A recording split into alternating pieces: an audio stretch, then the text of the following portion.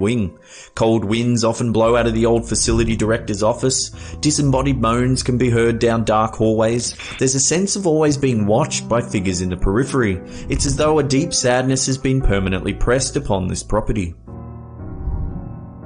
Taunton State Hospital was built in 1854 to relieve a burgeoning demand for psychiatric treatment in Massachusetts. At one stage, it was the home of infamous female serial killer Jane Toppin, who killed over 30 people. While working as a nurse, Toppin would administer a lethal mixture of drugs to her patients. She'd then hop into bed with them and hold them close as they died. When finally arrested, she gave this chilling statement, saying that she wanted to have killed more people, helpless people, than any other man or woman who ever lived. Toppin is just one reason why Taunton State Hospital is so chilling. It is said that some of the hospital staff would force the patients into the basement and perform bizarre rituals on them, invoking demons and spirits into the halls of the asylum itself. There are reports of a shadow demon who can travel through walls to terrorize visitors. Many have said the demon watches patients sleeping at night from the corner of the room. Also known as the Athens Hospital for the Insane, this creepy building rests on the burial ground of 2,000 people. The hospital is said to be haunted by the ghost of Margaret Schilling, a patient who died in Ward 20. On December 1st, Schilling went missing, and for 42 days no one knew where she went. Then, deep in an abandoned wing of the hospital, her naked, decomposing body was found locked in an empty room, her clothes folded neatly in one corner. Schilling's body was so badly deteriorated that it left a stain on the floor. Despite hospital staff's every effort to clean the floor, a body-shaped mark was permanently etched into the ground.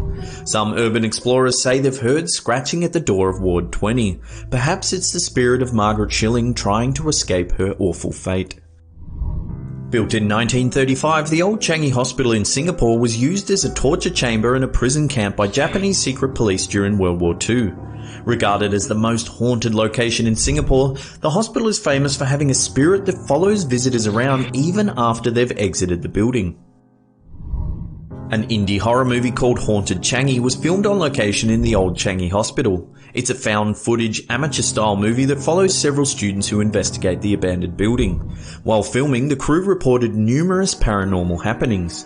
They experienced unexplained noises, whispers from dark rooms, and even spotted on several occasions an old woman with what they describe as a dark aura who vanished into nothing. The crew even captured a shadow figure on film, which they kept in the final cut of the movie. Now, if you want to watch Haunted Changi, it can be a bit hard to find. In the description box below, we've put an Amazon link to where you can rent or buy it. Also known as Mayday Hills Lunatic Asylum, this rural Victorian hospital was famous for its lax rules regarding institutionalization. With only 2 signatures, a person could be committed to the institution. Almost 10,000 people died in the building, the patients often restrained and treated with electroshock therapy. Beechworth is reportedly haunted by the ghost of a young Jewish woman who was mysteriously thrown to her death from a window.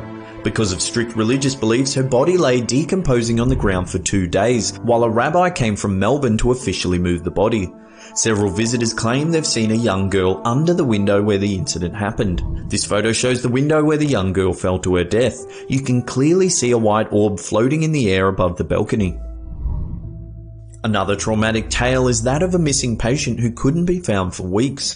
Finally, his body was discovered because a local dog named Max was found chewing a human leg near the gatehouse at the edge of the property. A search party investigated the area only to discover the patient's body badly decomposed up a tree. The body was in such a bad state that one of the legs had actually fallen to the ground. Since then, people have reported seeing a man wandering around the gatehouse at night. This photo was taken in the Grevillea wing of the asylum. Ghost hunters Raylan Cable and Alan Tiller took this photo while investigating the grounds at Beechworth. They believe it's the spirit of a young girl kneeling on the floor. Countless other paranormal sightings have taken place at Beechworth Lunatic Asylum. Visions of doctors walking down dark hallways, screams, nurses kneeling by bedsides. One ghost hunter says a demonic voice told him to get out and leave the asylum. Is it possible that the dark history of this property is so traumatic that the souls of the employees and those committed are forced to wander the grounds forever? Well, that's it for this episode. Thank you so much for watching. If you're enjoying the creepy content, click this annotation right there. 10 creepy ghost photos you have to see. But if you're new to the channel, then click that there. That'll subscribe you to our channel and you'll get to see content just like this each and every week. Well, that's it for me. I'll see you all next time. Pew!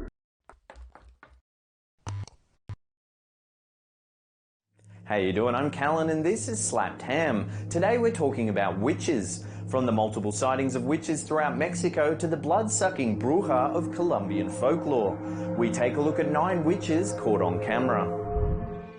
This footage surfaced in 2011. Filmed in Guanajuato, Mexico, a town known for its silver mining and colonial architecture, 2 men spot something terrifying. In an open field at the back of a farm, a strange creature can be seen flying through the air. The man filming yells bruja, which is the Spanish word for witch or sorceress. The unknown creature glides through the air effortlessly and at one point begins chasing one of the men through the field. Practitioners of black magic and members of the occult have long been reported in rural areas of Mexico. Could this video be proof of witchcraft? This footage began circulating in mid-2017. Filmed in Mexico City, it shows a shadowy humanoid figure flying through the sky. The footage was captured on a phone camera by school children during their soccer training. At first, several of the kids laugh nervously as they don't know how to identify the flying figure. Then someone in the crowd screams. There are as many as a dozen witnesses who dubbed the creature a witch, including a gobsmacked teacher who watches on with his students. This footage was captured in the 1970s by German journalist Ralph Olsen, who travelled to Africa. As he travelled through rural villages, he got word of a powerful shaman that lived in the nearby hills. He visited the shaman's campsite and captured this stunning footage. First, the shaman performs a sacred ritual, creating a ring of fire. His acolytes begin chanting as he slowly lifts off the ground, holds for a moment in mid-air, then returns back down. He repeats this process a number of times. When Olsen returned from his trip with the footage, he was ousted from the broadcasting community as a joke, his reputation left in tatters. Decades later, he maintained that the footage was real and was in no way tampered with. What do you think? Is this shaman really levitating, or is the fire a ploy to keep people at a distance so it's harder to see what's going on? Drop your thoughts in the comments section below. There's not a lot of solid information about this clip. All that's known is that the footage was captured by a security camera at Indemil, a military-grade weapons manufacturer in Colombia. One evening, the security team spotted a strange figure lurking around the government-run facility. The footage shows a hunched-over figure limp into the compound. It looks like it's wearing a black cape as it ducks in and out of the shadows. The clip spread quickly around South American social media, many claiming it to be a witch-like creature from Colombian mythology. Others simply dismissed it as a mangy dog looking for food. While this isn't footage of a witch, many have speculated that this young girl was the target of black magic or witchcraft. Several years ago, the girl seen in this clip kept waking up with bruising all over her body. She couldn't explain what was happening, so she decided to set up a camera to film her movements while she slept. What the camera captured is unsettling to say the least. You can see clearly the girl rise out of her bed, float in the air for a moment, then lower back down. When this footage was uploaded to YouTube back in 2009, it swept through social media and forums, begging the question, is it real? The video was recorded by a man in Russia walking his dog through the woods. Everything seems normal until the dog pauses for a moment as if something's wrong. It begins to bark and runs off down a trail. When the man catches up to his dog, he sees something startling. There in the forest is a girl levitating in the air as a friend watches on. Once they realize they've been spotted, the 2 girls run out of sight. The short, unattributed clip led many to speculate that the girls were practicing witchcraft deep in the woods. Others have simply labelled the video a hoax. Whatever the case may be, it's still a remarkable piece of footage that remains a mystery to this day. In some areas of Colombia, there are tales of a vampire witch woman that feeds on the blood of livestock and wild animals. This footage claims to be a glimpse of one such creature. Taken sometime in early 2013, this footage was captured by a hunter out with his dogs. He claims he was searching a rural property for evidence of the strange blood-sucking witch. In the clip, it's obvious that the dogs pick up the scent of an animal as they begin barking wildly. They hone in on some dense shrubs where suddenly a strange-looking creature lunges out of the dark. The dogs snap and snarl, the hunter takes a shot and brings down the beast. If you slow it down, it's clear some kind of unidentified creature launches out of the darkness, hissing at the dogs. Unfortunately, that's where the footage ends, and there's no further testimony to verify what was lurking in the bushes. Was this just a case of granular footage making it hard to see what happened, or was this La Tunda, the blood-sucking witch from Colombian folklore? Filmed in Monterrey, Mexico, this footage came to light in mid-2017. Initially, it was shared to the Facebook page of a paranormal radio show that airs in the US and Mexico. It claims to be proof of a flying witch that manifests into a magical ball of fire. The family claimed they were spending a quiet evening at home when they heard strange noises. Upon investigating with their camera, they captured this startling footage. Social media was divided when the footage went viral. Some claim it's proof of a coven of witches that have been reported to torment the area. Others say it's merely a lantern that's been set on fire lifting into the air. In the town of Monterrey, in the Mexican state of Nuevo León, reports of bruja or witches began surfacing around the city. Then, in May 2006, this striking footage was released to the public. The local media ran with the story, calling it a UFO, but in the acronym's true sense, a literal unidentified flying object. Quickly, it was dubbed the Witch of Monterrey, and the story spread like wildfire. In the footage, we clearly see a strange black humanoid figure floating across the mountain range in a straight line. Several days later, 2 police officers claimed they were attacked by 2 hooded creatures in a nearby cemetery. One of the officers said they saw the mysterious beings flying in circles above the graveyard before being attacked. The cemetery is located right under the flight path of the figure seen in this video. Many locals claim witches have haunted the area for centuries, and with the 2 testimonies from police officers along with this footage, one has to wonder what is going on in the city of Monterrey, Mexico. Well, that was a little bit terrifying. That's the end of the episode. Thank you so much for watching. If you're new to the channel, hit that subscribe button right there or the red one down below. If you're a regular, leave us a comment. We love reading them. Hit that upward facing thumb as well. And that's it for me. I'll see you all next time. Pew!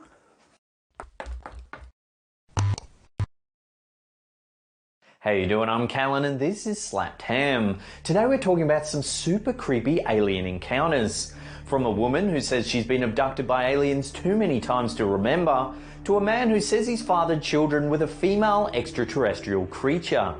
We count 10 famous alien abduction cases that have left the government worried. And before we get into it, remember to hit that subscribe button for more awesome creepy content just like this. Hilary Porter, a Wales native, has reported that she's been abducted by extraterrestrials on numerous occasions throughout her life. Hilary remembers an incident that occurred when she was just 5. As she was playing in a bush with long grass behind her house, a reptilian-like ET that had black holes for a mouth and nose and scaly skin appeared. She describes it as being exceptionally strong and standing over 5 feet tall. The creature then proceeded to grab her and carry her to a disc-shaped ship. Hilary was then stripped bare and put upon a bed where the ET began prodding her with a variety of instruments. It was at this moment that Porter blacked out. Many years later, Hilary was driving with her husband when they suddenly arrived at a garage. Neither of them remember how they got there. Later that day, as she was undressing, she noticed a triangular red suction mark on her belly. After being abducted countless times, Miss Porter claims to regularly suffer from migraines, as well as waking up with bloodstains on her clothes and bruises and scratches on her body at various times.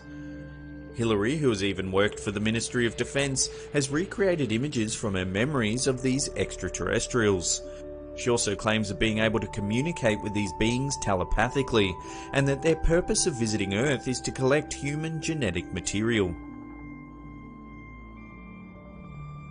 On September 19, 1961, an American couple, Betty and Barney Hill, claimed to have been abducted by aliens.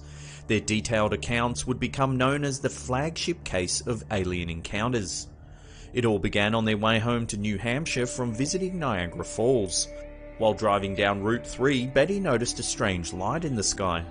At first she thought it must have been a falling star, only it began to move erratically in different directions. After watching the strange light for some time, the couple pulled over just south of Twin Mountain so they could take a better look. Betty examined the bright light with a pair of binoculars, and what she saw was a spinning disc with what appeared to be windows running its length. At first they thought it was simply an airliner, but the craft suddenly descended in their direction with bright flashing lights. The couple returned to their car and drove to a nearby mountain pass, Franconian Notch. For some time they watched the object as it flew back and forth across the night sky, until it suddenly descended once more and hovered just above the car. Barney slammed on his brakes and exited the vehicle. He could see 8 to 11 humanoid figures peering out of the windows of the craft. Barney claims that one of the beings communicated with him, "Stay where you are and keep looking," as a long structure lowered from the hull of the craft. Barney ran back to the car hysterically shouting, "They're going to capture us." The couple drove off at high speed, but the sky suddenly became black and empty. Almost immediately the couple could hear a strange rhythmic beep or buzzing sound surround the car. It bounced off the car and left Betty and Barney with a pulsing, tingling sensation through their bodies before a second wave of beeps took place. The couple noticed they had driven 56 kilometers in just a few minutes. They felt numb and their minds were dull. Upon arriving home in the early hours of the morning, Betty and Barney found that their memories of the previous night were fragmented while having strange impulses. Betty insisted that her luggage be kept at the rear of the house and not in the usual spot. Barney felt the urge to examine his genitals over and over. Their watches stopped giving time.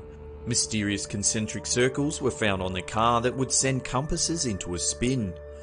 Betty found one of her dresses to be irreparably damaged, covered in a strange pink powder. However, she placed the clothing on the line and the pink powder blew away. The clothes were subjected to tests from 5 independent laboratories. On September 21, Betty phoned Pease Air Force Base to report the incident. She was interviewed by Major Paul W. Henderson, who would file a report stating that the hills had misidentified Jupiter.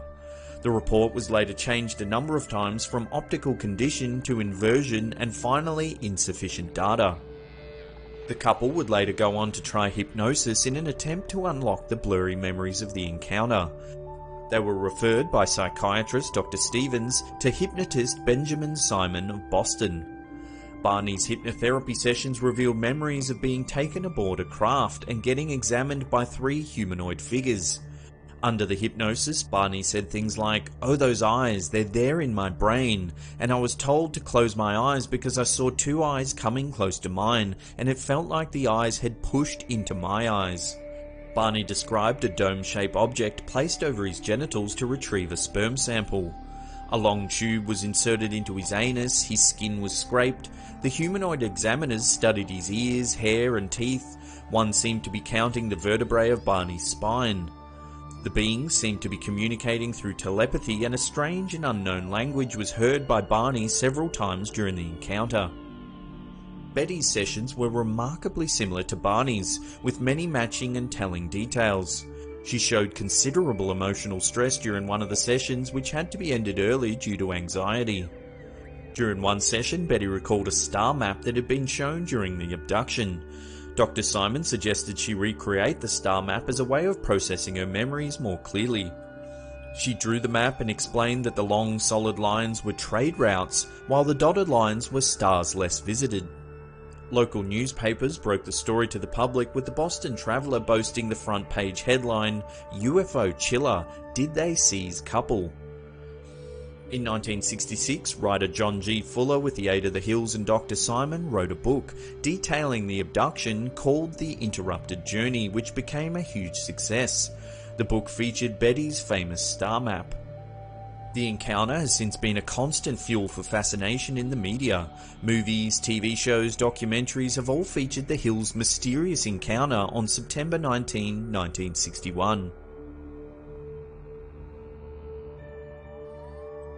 November of 1975 saw a couple of lumberjacks in Arizona reporting having seen their workmate, Travis Walton, being lifted through the air via a beam of light emanating from a craft above the trees.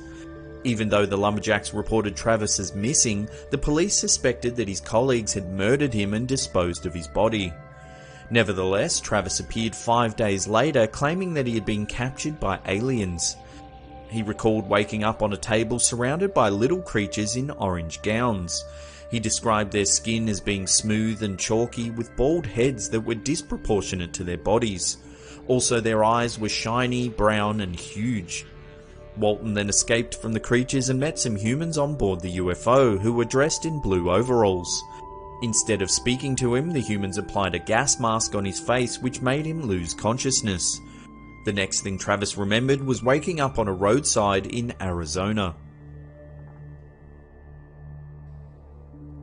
Many of the stories that involve being abducted by aliens usually miss one important element that can verify their credibility: a witness. Well, this particular incident, which occurred in 1976, involved 4 men that reported to have experienced the same abduction. It was a secret that they almost went to their graves with.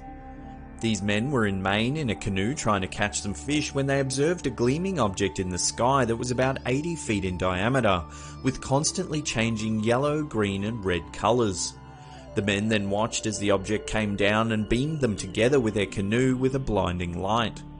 It was only after several hours that they came to with no recollection whatsoever of what had happened during the abduction.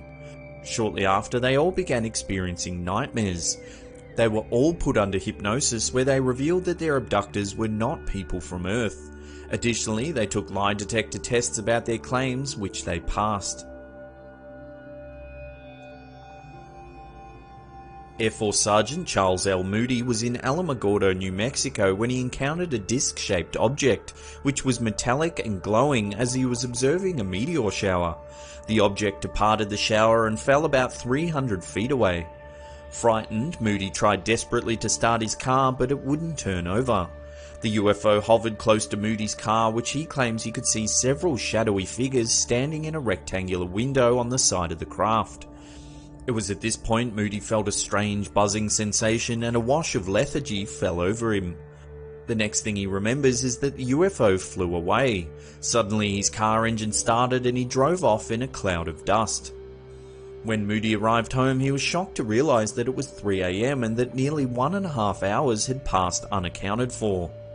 Over the following few days, strange ailments began to appear through Moody's body. He suffered from a bizarre lower back pain, had a rash all over his lower body, and had bouts of inexplicable anxiety. Moody went to a doctor who suggested the symptoms were due to stress. The doctor suggested hypnotherapy to work through some of the anxiety. It was in these hypno sessions that terrifying memories began flooding back. Moody recalled 2 beings about 6 foot in height standing over him while lying on his back. Next to the 2 taller creatures was a shorter one that seemed to be a leader of some kind. It was wearing a silver suit and had whitish grey skin with a large bald head. He then claims he was shown around the ship. The aliens showed Moody something they referred to as the drive unit and explained that they were only on a landing craft. The mothership was apparently in orbit some 400 miles away. At this point, the Air Force sergeant was made unconscious again.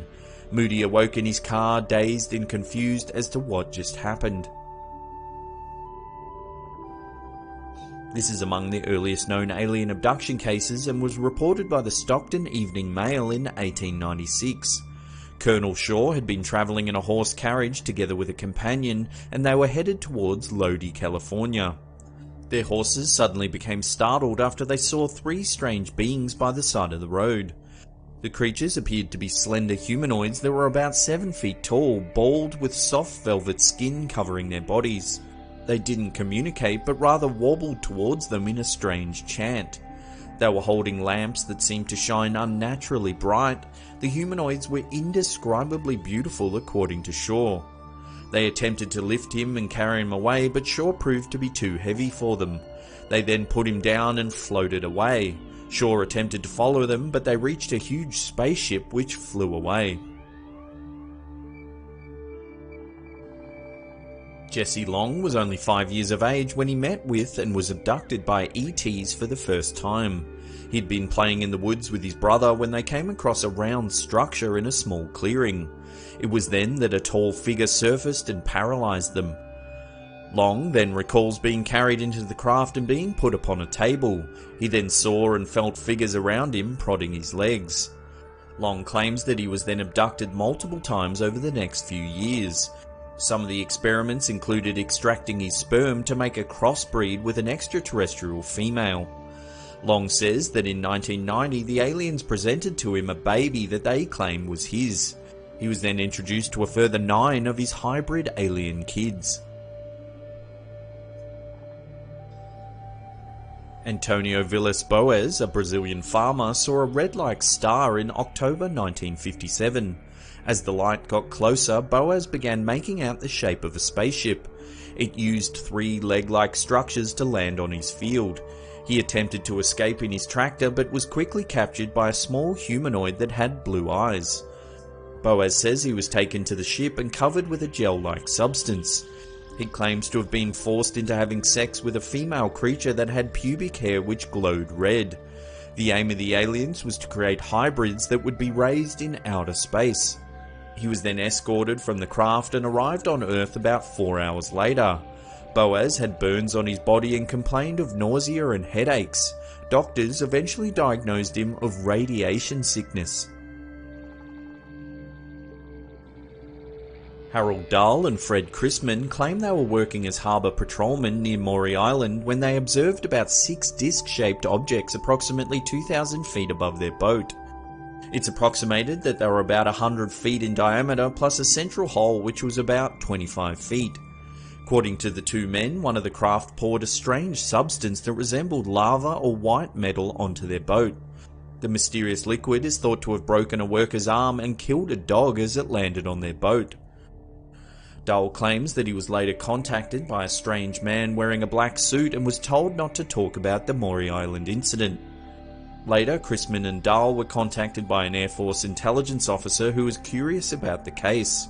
After recording all the details of the encounter, the Air Force officer died in a mysterious car crash on his way back to California. Some historians think that the Maury Island incident was a hoax. They believe Chrisman and Dahl made the whole thing up in an effort to sell the story for money to a local magazine. Others think the encounter has too many details to be possibly fake. It's now known as one of the most famous alien encounter cases in recorded history. Before we get to the number 1 spot and take a look at one of the most detailed alien abduction cases ever recorded, remember to hit that subscribe button and turn on channel notifications. That way you'll be up to date with all our latest content.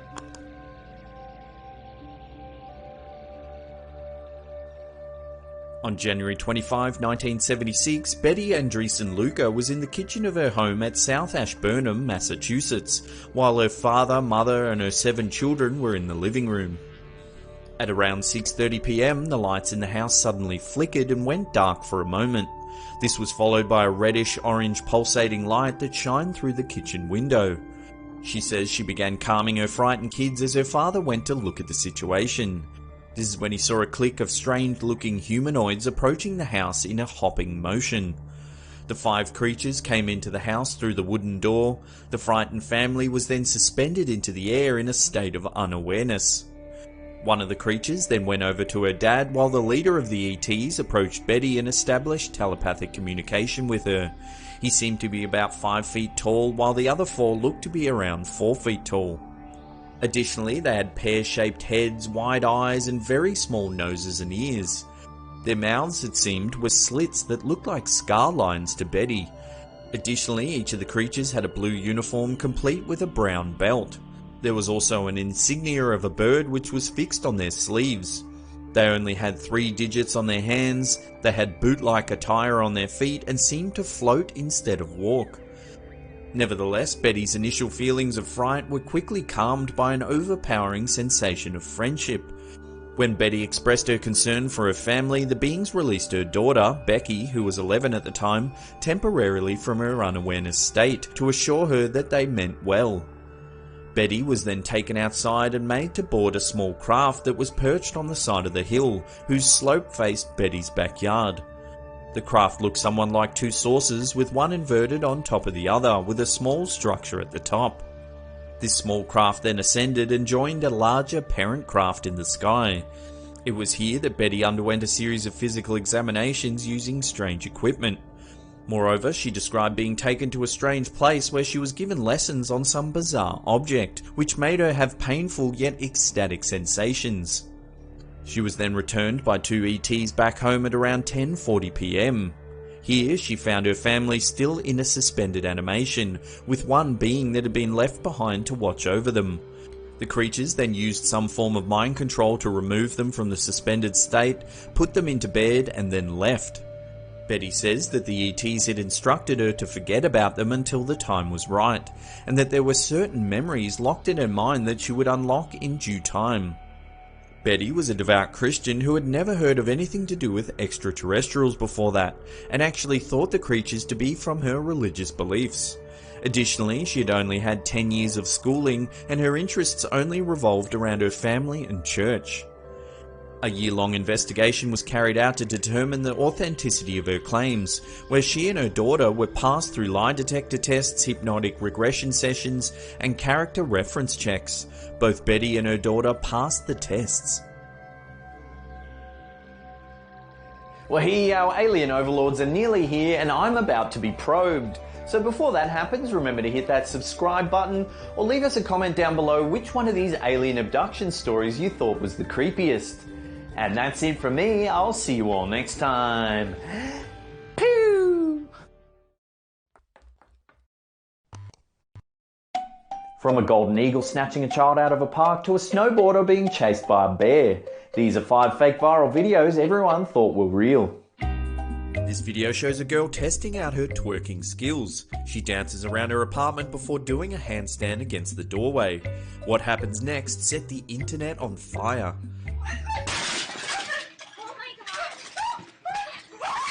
News outlets and internet commentators went into overdrive, quickly spreading the footage far and wide. Soon the twerk girl that caught fire was all over social media. To date, this viral video has racked up more than 19 million views. However, the truth was later revealed. The entire video was set up by the marketing geniuses over at Jimmy Kimmel Live. They posted a short version of the video to a fake YouTube account and let it brew for 2 months.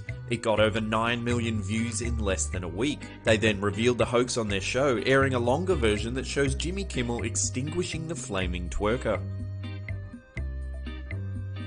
This daredevil thought it'd be fun to film himself on a GoPro. Oh, thanks, mate. Bloody ripper. Off a cliff in Sydney Harbour, Australia. As he plunges into the water, his friends start screaming that there's a shark in the water. We then see terrifying images of the swimmer thrashing about in the water as a great white shark stalks nearby. As of now, this stunning footage has ticked up over 35 million views. The footage was later revealed to be a hoax created by a video production house called the Woolshed Company. They spliced in video images of a great white shark with the original GoPro footage to create this now famous fake viral video. This alarming footage was taken in a park in Montreal, Canada. It shows a man filming a golden eagle soaring through the sky above the park. The giant bird swoops on a nearby child and attempts to fly off with its prey. The man filming runs to their aid and luckily the child is unscathed. It was later revealed that the viral video was a fake. A group of students from Montreal's National Animation and Design Centre, Normand Acambeau, Loïc Moreau and Félix Marquis-Poulin, created the short film for a project in their digital design class. Needless to say, they all got an A. Taken on a wrist camera, this snowboarder casually films her run down the mountain. What she doesn't realise is that there's a hungry bear just meters behind chasing her down the hill. This crazy footage quickly went viral, getting shared millions of times across social and traditional media. The incident, however, was soon outed as a fake. The previously mentioned production firm, the Woolshed Company, put their hands up for this one, proving yet again that they know how to make a video go viral. Just a quick warning with this one, even though the footage is fake, it still may be confronting for some of you to watch. The setting for this fake viral video is that a boyfriend has set up a camera to scare his girlfriend. When she returns home from shopping, he is dressed as a masked intruder and lunges at her. She runs from the house screaming. In a frenzy, she crosses the road and gets hit by a car. When this footage went live, everyone was convinced that it was a prank gone horribly wrong. It got shared millions of times as it spread across social media sites. Truthfully, however, it was a short film written and directed by former Project Greenlight winner Kyle Rankin. Well, that's it for this list. Thank you so much for watching. Now, what do you think? Were you fooled by any of these fake viral videos? Let us know in the comments section below, because I'll be hanging around for 1 hour after this video goes live. We'll have a good chat about it. I can answer some of your questions. And that's it for me. I'll see you all next time. Pooh!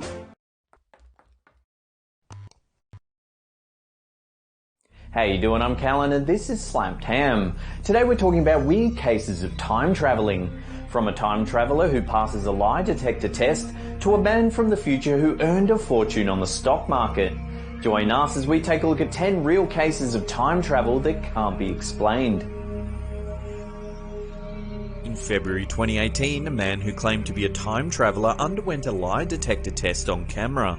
The man, only known as Noah, said he was from the year 2030 and made several predictions for the near future. Among them, he said that Donald Trump would be re-elected for a second term of presidency. In 2028, time travel will be invented and the first humans will visit Mars. He also claimed that Bitcoin will be used as a currency, but that cash money also still exists. Noah also claims to have some sort of futuristic technology implanted in his wrist that is somehow involved in the time travel process. An X-ray confirms that there is in fact some sort of device embedded under the skin, but he refuses to have it surgically removed. Several days after the lie detector test, Noah was reported to mysteriously vanish during a live stream. It was then revealed that he contacted the channel via email, stating that he was briefly taken back to the year 2030 for interrogation, but is now back in our time. In 1932, journalist J. Bernard Hutton, along with photographer Joachim Brandt, was sent to do a story on the Hamburg shipyard for a German newspaper. The pair claimed that shortly after they arrived at the shipyard, bombs started raining down from the sky and they had to scramble to safety. When they emerged, they took several photographs of the devastation before returning to Hamburg. When the pair told their story, no one believed them, as there'd not been a bombing of any sort. Determined to prove that they were not crazy, they developed the photographs they had taken. To their shock, the photographs showed no signs of an air raid whatsoever. 11 years later, Hutton was living in London when he opened a newspaper and read that an air raid had taken place on the Hamburg shipping yard. The bombing was part of the Allied attack codenamed Operation Gomorrah. To his amazement, the photographs in the newspaper looked just like the ones he thought he and Brandt had taken years earlier. Did the pair slip through some sort of time rip? Had they actually witnessed an event that was yet to occur? In 2016, a mysterious photograph surfaced on Icelandic social media. It showed downtown Reykjavik in 1943 at the height of World War II. In the foreground, a group of American GIs can be seen standing outside a taxi station, as well as a man leaning against a window who appears to be talking on a mobile phone long before they even existed. Originally posted to a Facebook group by Christian Hoffman, it quickly began to attract attention across the internet. The photo was so convincing that many people said it was irrefutable proof that time travel must exist, while others thought that it showed that the mobile phone must have already been invented and in use in Iceland by the 1940s. What do you think? Is this man from the 1940s really using a cell phone?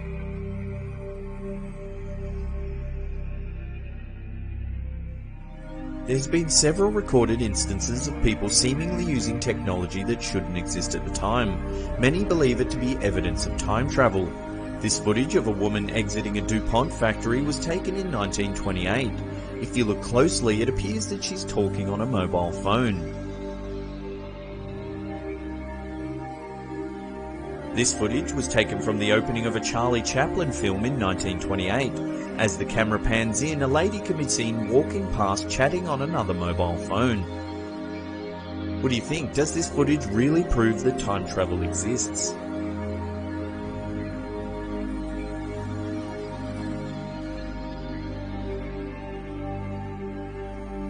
This now famous black and white photo was taken on the day South Fork Bridge reopened in Canada in the early 1940s. Take a look at the man in the middle right of this image. He's wearing a pair of modern sunglasses, a hooded jumper and a logo printed t-shirt. If this is a real time traveller, why has he travelled to the 1940s to witness a bridge reopening in Canada? Now I know some of you are thinking that you've seen this photo a million times before, but wait till the number one spot where we'll reveal an extra piece of shocking information.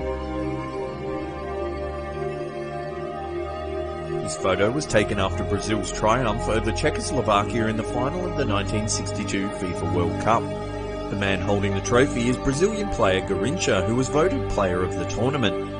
If you look directly below him, there's a man who appears to be taking a photo of Garrincha using a mobile phone. Could this be evidence of a time traveller who has travelled back in time to witness this historical sporting occasion? In 1901, Anne Moberly and Eleanor Jourdain, two professors from St Hugh's College in Oxford, England, travelled to France to visit the Palace of Versailles. As they were walking around a small chateau within the grounds known as Petit Trianon, the pair claimed that something very strange happened. They said they were suddenly surrounded by people dressed in 1780s period attire, and that Marie Antoinette herself was sitting on a stool in the gardens. Seemingly impossible, as Antoinette, the last Queen of France, was found guilty of high treason and beheaded by guillotine in 1793. The pair then claimed that everyone mysteriously disappeared just as a tour guide approached them. In 1911, the two professors wrote a book titled An Adventure, under the aliases of Elizabeth Morrison and Frances Lamont, that described in detail their bizarre experience. Because of the credibility of the authors and the grounded accounts of which they told their story, it is widely regarded as one of the best pieces of evidence that time slips may actually exist. Did Moberly and Jourdain experience a time slip, or was it some sort of strange hallucination? Let us know what you think could have happened in the comments section below. In 2008, archaeologists opened a sealed tomb in Guangxi, China that supposedly hadn't been disturbed for more than 400 years. Inside the coffin, they discovered a small wristwatch with the time frozen at 10:06. On the back, the word Swiss was engraved. The first wristwatch, however, was not made until the 1800s, which makes the discovery in Guangxi so baffling. Was the watch left behind by a clumsy time traveller, or could it just be an elaborate hoax? In a video published in February 2018, a man by the name of Alexander Smith claims to be a time traveller that's visited the year 2118. In the video, he says that he's actually one of the first people to ever use time travel technology as part of a top-secret CIA mission in 1981. He goes on to say that a group of unnamed people were looking for him and that he was living in hiding. Among other things, Smith claims that by the mid-21st century it's become widely known to the public that intelligent alien life exists. He goes on to say that they've been visiting Earth for a long time and that the government has been keeping it a secret. He also says that while walking around in the year 2118, he came across a statue of a man named Janu Oliver Beck, who he later found out would become President of the United States and is somehow assassinated. At the end of the interview, Smith reaches into his jacket and produces a photo of a city he claims he took while visiting the year 2118. He then mentions that the reason the image is slightly distorted is due to the time travel process. In 2003, a newspaper reported that a man by the name of Andrew Carlson had been arrested on insider trading charges. According to a report by the Security and Exchange Commission, Carlson had turned an initial investment of just $800 into a portfolio worth around $350 million US while trading the stock market. All the trades he made were high risk and based on information that he couldn't have known unless he had inside information or was from the future. Carlson was interrogated by the FBI and confessed that he was actually a time traveller from the year 2256. He claimed that his plan was to make several small trades here and there that would go unnoticed, but that he got caught up in the excitement of the situation and ended up making a fortune. The more the FBI pressed him, the more Carlson insisted that he was actually from the future. In an effort to prove his story, Carlson is said to have even told the FBI where Osama bin Laden was hiding, as well as giving them the cure for AIDS. However, the story gets even stranger. In an effort to further prove himself, Carlson offered this photo as proof that he was actually a time traveller. He claimed that he was also witness to the reopening of the South Fork Bridge in Canada in the early 1940s, alongside the mysterious man dressed in modern-day clothes. Carlson pleaded with the authorities to release him so he could return to the year 2256. However, he refused to give up the location of his timecraft for fear of the technology falling into the wrong hands. Shortly after his arrest, a mysterious man posted his bail of $1 million US. He was due to appear in court in April of 2003 but disappeared on the way to the hearing. There was no record of an Andrew Carlson existing prior to December 2002, and he was never seen or heard from ever again. Well, that's the end of the episode. Thank you so much for watching and travelling into the future with us. If you're enjoying our content, hit that upward facing thumb, subscribe if you're new, or leave us a comment down below. We love reading them all. And that's it for me. I'll see you all next time. Pew!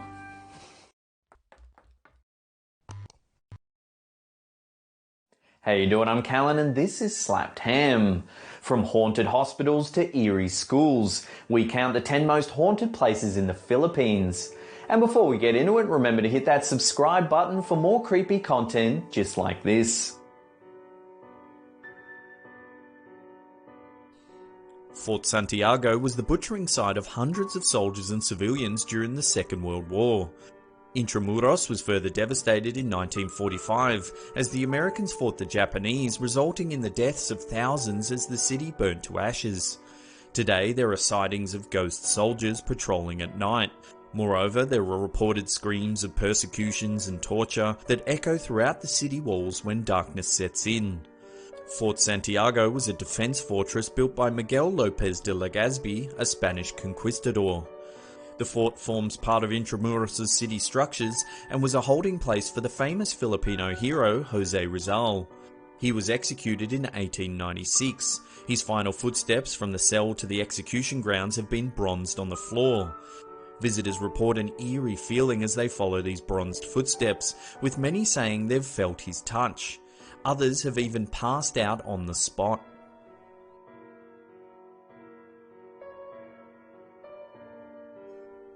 Another World War II victim, the Diplomat Hotel, is now an eerie structure in Dominican Hill. Apparently it was the beheading site of priests and nuns during the war. People in the nearby area perpetually report hearing howls and screams at all times of the day. The Diplomat's former employees claim that there are headless ghosts that traverse the long dark hallways of the hotel, carrying their heads on plates. The Diplomat used to be a seminary and rest house before being converted to a hotel in 1911. It was the actual beheading of numerous members of the clergy in its grounds that is attributed to the sightings of headless apparitions by former guests and employees. The death of its owner in 1987, spiritual healer Tony Agpao, saw to the hotel closing shop. It remains off limits to both visitors and the public. Nevertheless, nearby villagers still hear disturbing sounds emanating from Dominican Hill during the night. Dishes clattering, doors banging, and agonizing screams are pretty much a common occurrence.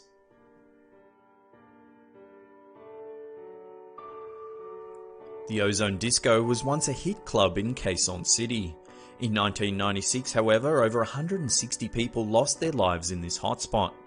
The disco caught fire, and because of mass panicking, many didn't make it out. People near the former club's location still report hearing ghostly disco music at night, accompanied by faint apparitions dancing. The disco had its premises along Timog Avenue in Quezon City. It was opened by Sergio Agao in 1991. The premises previously housed a jazz club known as Birdland. On March 18, 1996, a fire broke out. At the time, Ozone had over 350 patrons and 40 employees in a space meant for just 35 occupants. Sadly, the majority of the patrons were college and high school attendants. It's reported that sparks started flying out of the DJ's booth, followed by smoke, which everyone considered to be part of the party act. After subduing the fire, bodies were found piled up waist high at the club's only exit. The fire exit, on the other hand, had been blocked by another building. It's also said that the disco's bouncers apparently locked the main exit from outside, fearing a riot. Today, the former club's burnt-out shell remains vacant and undisturbed, save for the perennial ghost sightings, voices, and strange music.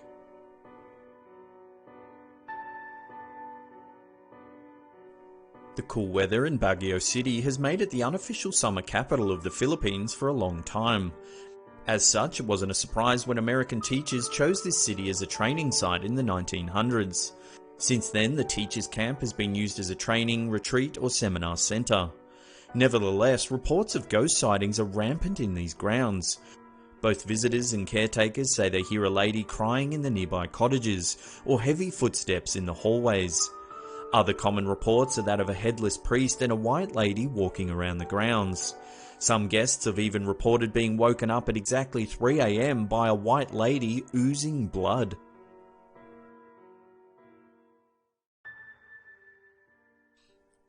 This was an American settlement that faced some major bombing in World War II by the Japanese. One of these was an air raid on Christmas Day of 1941, when American soldiers were partying inside the home plate canteen. Apparently, the partying souls have not missed a beat or are unaware of their demise. Early morning joggers often report hearing excited talk and music inside the grounds even though they're evidently empty. The abandoned Clark Air Base Hospital is another site for paranormal activity. In addition to hearing mysterious voices and seeing apparitions, violent spirits started terrorizing the grounds, which led to the area being rendered off-limits to everyone. At the Clark Museum, sightings of a ghost of a serviceman that hung himself in the premises still haunt the property. Needless to say, Clark Air Base has had a long, turbulent and bloody history. This airbase was also the evacuation site for American soldiers during the Vietnam War. Death and trauma resulting from the conflict has also been attributed to the presence of spirits in the hospital. The now ruined Clark Base Hospital is a hub for ghostly activity. Swing sets moving back and forth inexplicably, voices in empty buildings, dancing orbs of light, apparitions that bear battle scars floating around, and other occurrences have been reported countless times. Visitors have even had objects thrown at them from nowhere. Several TV crews have attempted to investigate the authenticity of these claims. Most of them were so badly frightened that they didn't stick around to complete production.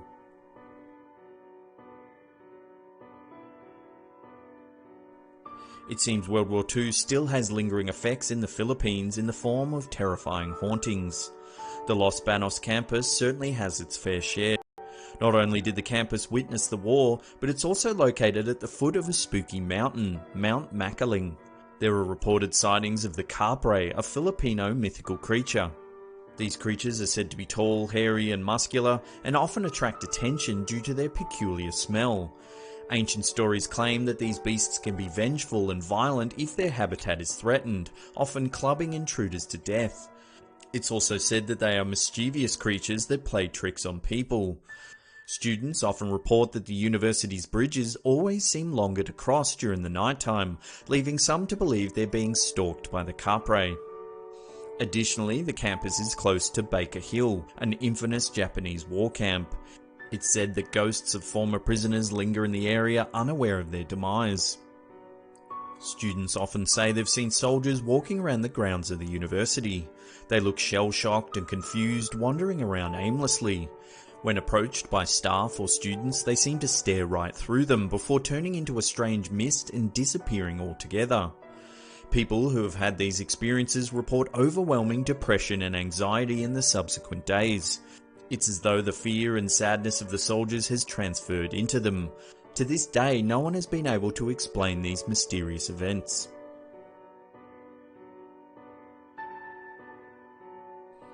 San Jose is the capital town in the province of Antique on Panay Island. Locals believe the area is haunted by ghost pirates. They say the pirates lurk in the shadows near the docks. It's thought that these ghost pirates will fiercely defend their territory, guarding their hoards of treasure from years gone by. San Jose also has churches that were built on top of burial grounds by the Spanish. Many people report these churches to be among the most haunted places in the Philippines. Some say the area is tormented by a mythical creature known as a whack-whack, the supposed bird form of a vampire or witch. These wild creatures are known to tear the flesh from animals and humans and gorge on the spilled blood. Graves in the local cemetery are often adorned with garlic and surrounded by lines of salt in an effort to repel these evil creatures.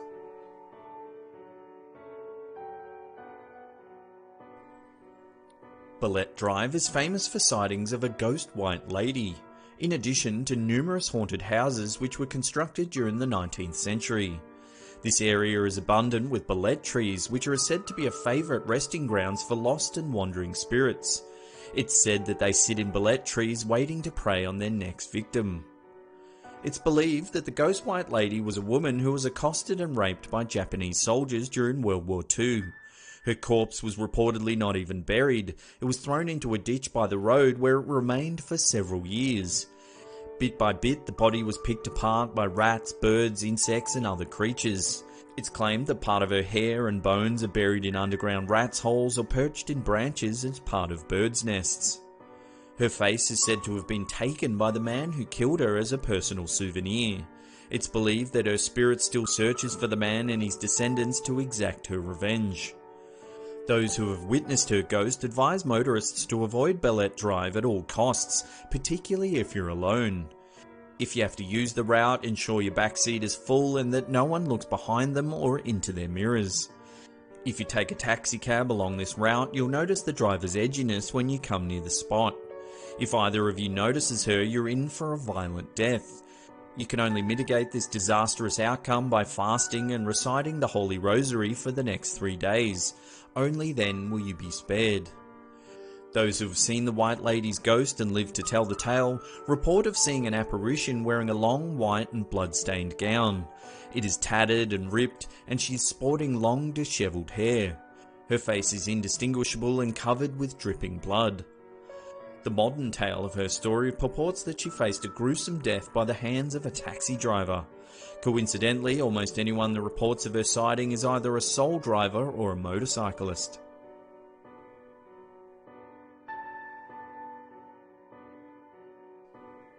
The San Juan area is home to strange stories. One of these tales is about the Pasatsat, ghosts from the Second World War. Because graveyards and coffins were too pricey for the natives, they instead wrapped their dead in reed mats. Apparently, if someone becomes haunted by a Pasatsat, they need to find their grave and stab their reed coffin to lay the angry spirit to rest. Pasatsat means to stab. That's not all, there is a devil man in San Juan whose MO is to ask for cigars. Those that have encountered the devil man report that instead of a face, he has extreme darkness in its place and usually dons a wide-brimmed hat. Give him a cigarette and you'll be okay. He also has a penchant for native cigarettes. San Juan also has a headless nun that was reportedly beheaded by the Spanish. If you see her and she touches you on your left shoulder, you'll either go mad or die instantly.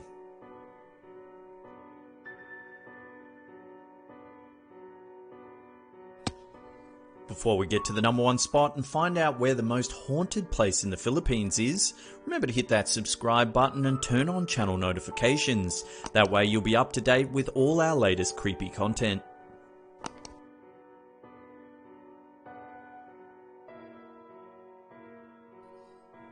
Among the most haunted places in the Philippines, the Manila Film Center has to take first place. It's said that the spirits of those died constructing the centre still roam around the area looking for live bodies to inhabit. The bizarre stories behind the Manila Film Center began in the 1980s during its construction. Apparently, the construction was rushed in a bid to meet the date of a certain festival. This led to the ceiling scaffolding collapsing and sending the men working on it plummeting down to their deaths. Instead of retrieving the bodies or rescuing the survivors, the First Lady, Imelda Marcos, who was the project's chief financier, ordered that cement be poured where the men had landed, entombing them forever. Since then, there have been strange happenings all around the facility. Even though the film centre is still operational, it's marred by controversy and paranormal activities. People often report things moving on their own, loud banging and strange whispering. Some have said they've heard crying coming from the toilets, but when they go to investigate, there's no one there. Well, there's some more awesome creepy content for you. Thank you so much for watching. If you're enjoying it, hit that upward facing thumb. Leave us a comment down below which one of these stories you thought was the creepiest. And that's it for me. I'll see you all next time. Pew! Slap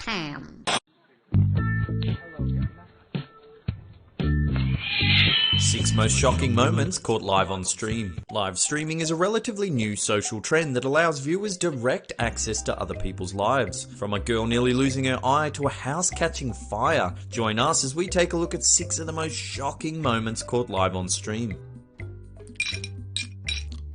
Scratching post. This first video is of 22-year-old Twitch gamer Sarah Kate.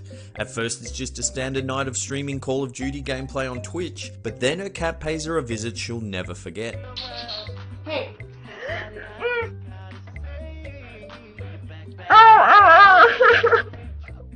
After her cat Olive nearly scratches her eyeball clean out, she runs around the room in a panic. She tries to make a phone call, then desperately asks her Twitch audience what she should do. Since the horrifying incident, Sarah Kate has become very popular on Twitch, running regular live gaming sessions as well as selling Sarah Kate Eye Scratch t-shirts. Kutra gets swatted. In 2014, Jordan Mathewson, known online as Kutra, was playing first-person shooter Counter-Strike when he began hearing some strange noises coming from the other rooms in the house. Hey, you're getting swatted. What in the world? Put your hands up! Put your hands up! Get on the ground! Get on the ground! There's one in the corner. Put your hands behind your back! Hands behind your back! Hands behind your back! Do it now. Don't you fucking move. You hear me, boy? Known as swatting, this prank can occur when other players or even viewers watching the live stream call the police and report illegal activity taking place at the home of the gamer.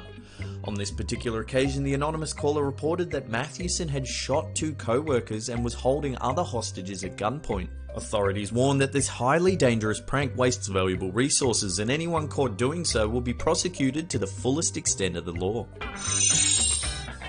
Highest donations on Twitch. For many, the idea of receiving donations just for playing video games seems astounding, but for those within the Twitch microcosm, small donations are an everyday occurrence. However, sometimes those small donations turn large and can have a dramatic impact on the gamer's life. First up, we have Kitty Plays Games. While doing her usual morning stream, she is stunned by a massive $7,000 donation.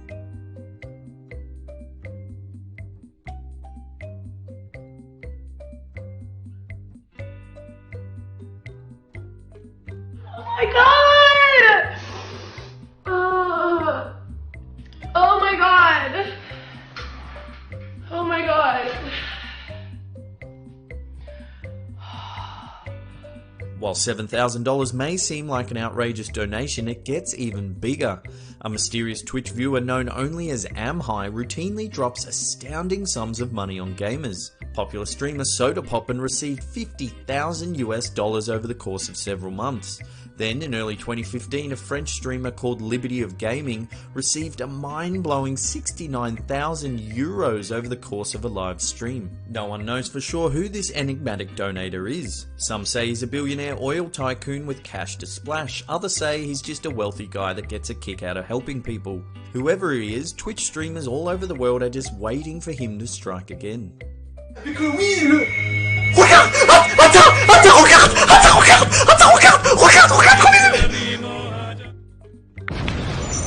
House fire. Little is known about the origins of this clip. Filmed in late 2015, a Japanese gamer, while live on Twitch, is seen playing around with lighter fluid and a box of matches. After catching the whole box of matches on fire, the scene quickly escalates as every attempt to put out the fire only seems to exacerbate the problem. First he tries a couple of drops of water. Then he takes the giant bag of flames over to a pile of cardboard. Then it's a small bowl of water. Another small bowl of water. Eventually it gets so out of hand he just leaves the house entirely. Domestic abuse. Just a quick warning before this clip, it contains some very graphic audio. The content is of a very serious nature. If you don't want to watch, then click away now. If you or anyone you know is involved with domestic abuse, please contact the police immediately. On May 2nd, 2016, Twitch streamer JoeDaddy505 was caught abusing a woman after he accidentally left his live stream going. Fucking dirty bitch, you dirty bitch. You dirty bitch. You really dirty bitch. Every fucking doctor taught you. Every doctor taught you.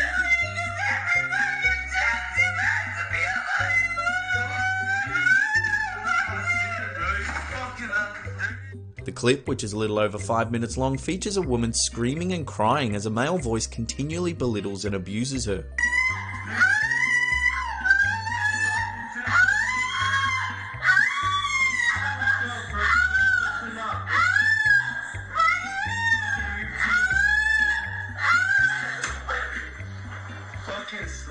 The following day, Joe Daddy 505 uploaded a video which was subsequently deleted, claiming that he was drunk and that he never hit anyone. As interest in the scandal grew, Joe Daddy announced that he did assault his partner, but tried to justify his actions by saying that he was drunk, she hit him first, and that the recent passing of his father played a contributing role in what took place. Authorities got a hold of the recording and are currently investigating the matter. Caught fiddlin'. In late April 2016, YouTuber and online gamer Philip Burnell, better known as DSP Gaming, was caught playing with his, joystick live on stream. Just prior to a scheduled stream session, Burnell didn't realise he'd turned his webcam on and decided to indulge in a little pre-game warm-up session. Later, when he realised that the camera had been on the whole time, is a moment of pure white-hot embarrassment. What is up, everyone? Hello, and welcome. Oh, the camera's on. The camera's been on the whole time, huh? I don't even know. Hello. Well, I sure am glad my webcam isn't on at the moment because I'm not wearing any pants. As always, thanks heaps for watching. Remember to hit that thumbs up button if you're enjoying the content. If you're new, then hit that big old red subscribe button. And this is the Slap Term Shining Wall. Slap 10 near-death moments caught on tape. From a plane that nearly lands on top of a sunbather to a photographer almost eaten by a crocodile. Join us as we take a look at 10 near-death moments caught on tape. This amazing footage from a security camera in Southeast Asia shows a woman working at a roadside shop. As a car arrives to place an order, watch what happens as the woman takes the food to the car.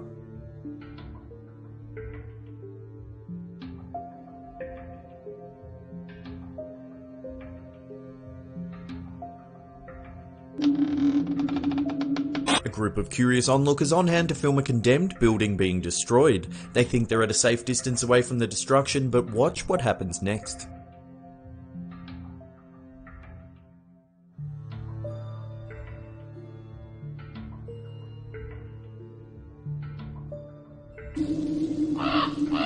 This footage captures the moment an oblivious woman tries to walk right across a competition ski slope.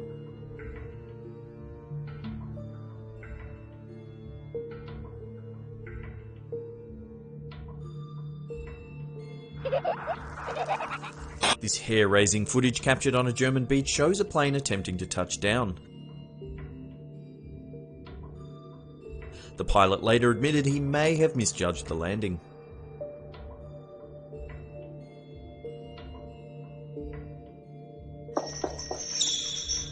A security camera at a train station in New South Wales, Australia managed to catch this unbelievable footage. A woman jumps onto a moving train as her friend looks on in disbelief. The friend, not knowing if she made the jump safely or not, has to wait nervously for the train to pass. The seemingly lifeless woman eventually begins to move and makes her way back onto the platform.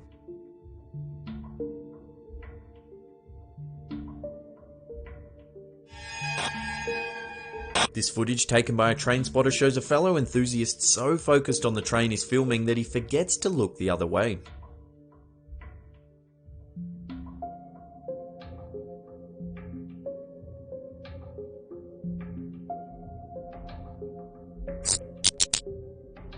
This clip taken in Costa Rica shows a man photographing crocodiles from the shore of a river as his friends bait the animals closer, throwing food into the water. The patient manhunters bide their time, waiting for the right moment to strike.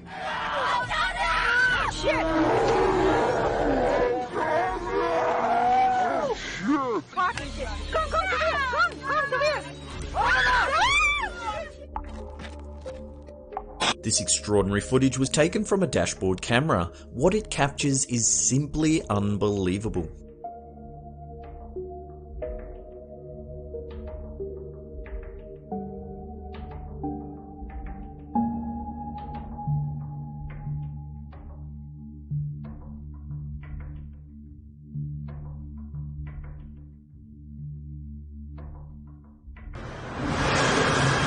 CCTV in the Czech Republic captures this extremely close call as a pensioner makes his way through a level crossing. If you look closely, the train gets so close that the guy's shoe flies off.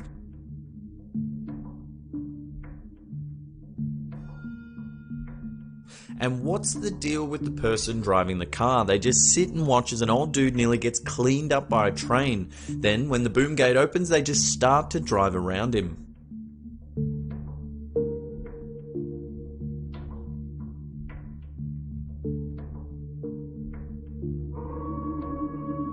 This footage of a plane load of skydivers is truly amazing. As they prepare to jump, the unthinkable happens.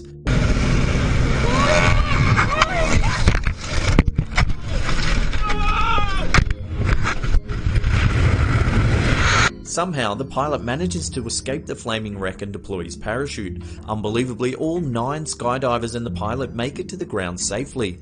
They wait nervously as the pilot of the first plane attempts to land his damaged aircraft. Astonishingly, all 11 manage to survive this horrendous mid-air incident that could have easily ended in disaster. Whew, them some close calls. As always, thanks heaps for watching. Now if you're new to the channel, hit that big old red subscribe button because we have content just like this coming out each and every week. And this is the Slap Time signing off.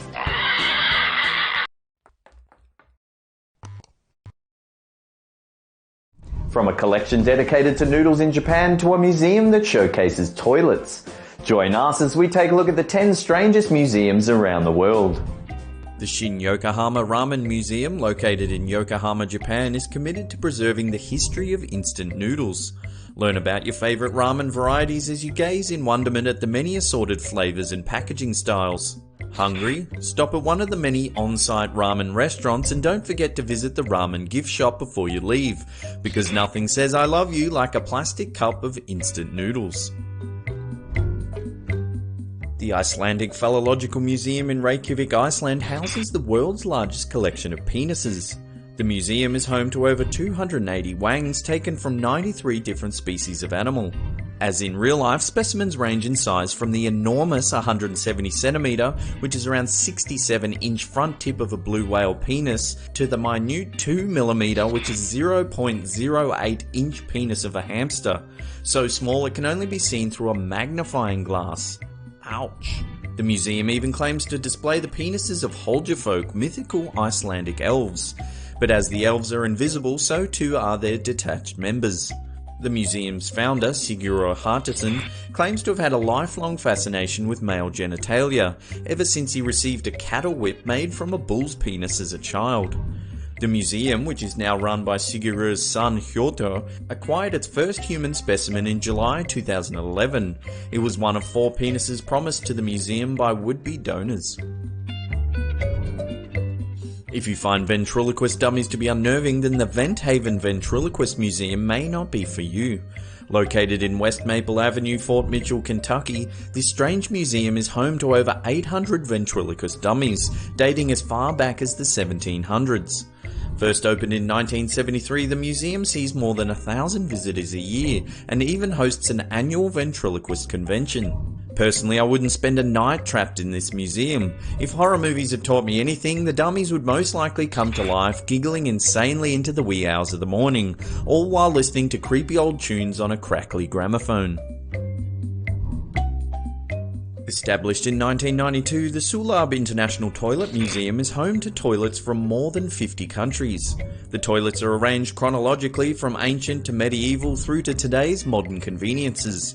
The museum also includes information on sanitation, social habits, and toilet-related poetry and humour. Among the more notable pieces on display are gold and silver chamber pots used by Roman emperors, and a toilet camouflaged as a bookcase. There's even a recreation of King Louis XIV's toilet he reportedly sat on while holding court.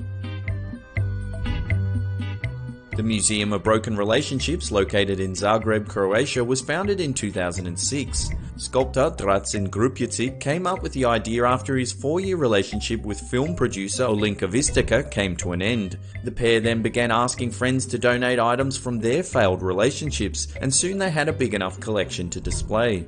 The museum proved so popular with visitors that it received the Kenneth Hudson Award for Europe's Most Innovative Museum in 2011. In 2016, famous American lawyer John B. Quinn opened a second branch of the museum in Los Angeles, California, right next to the Dolby Theatre. The museum houses a physical collection of items that have been donated anonymously, including photographs, letters, and documents. Visitors are also encouraged to upload their own images into the virtual web museum.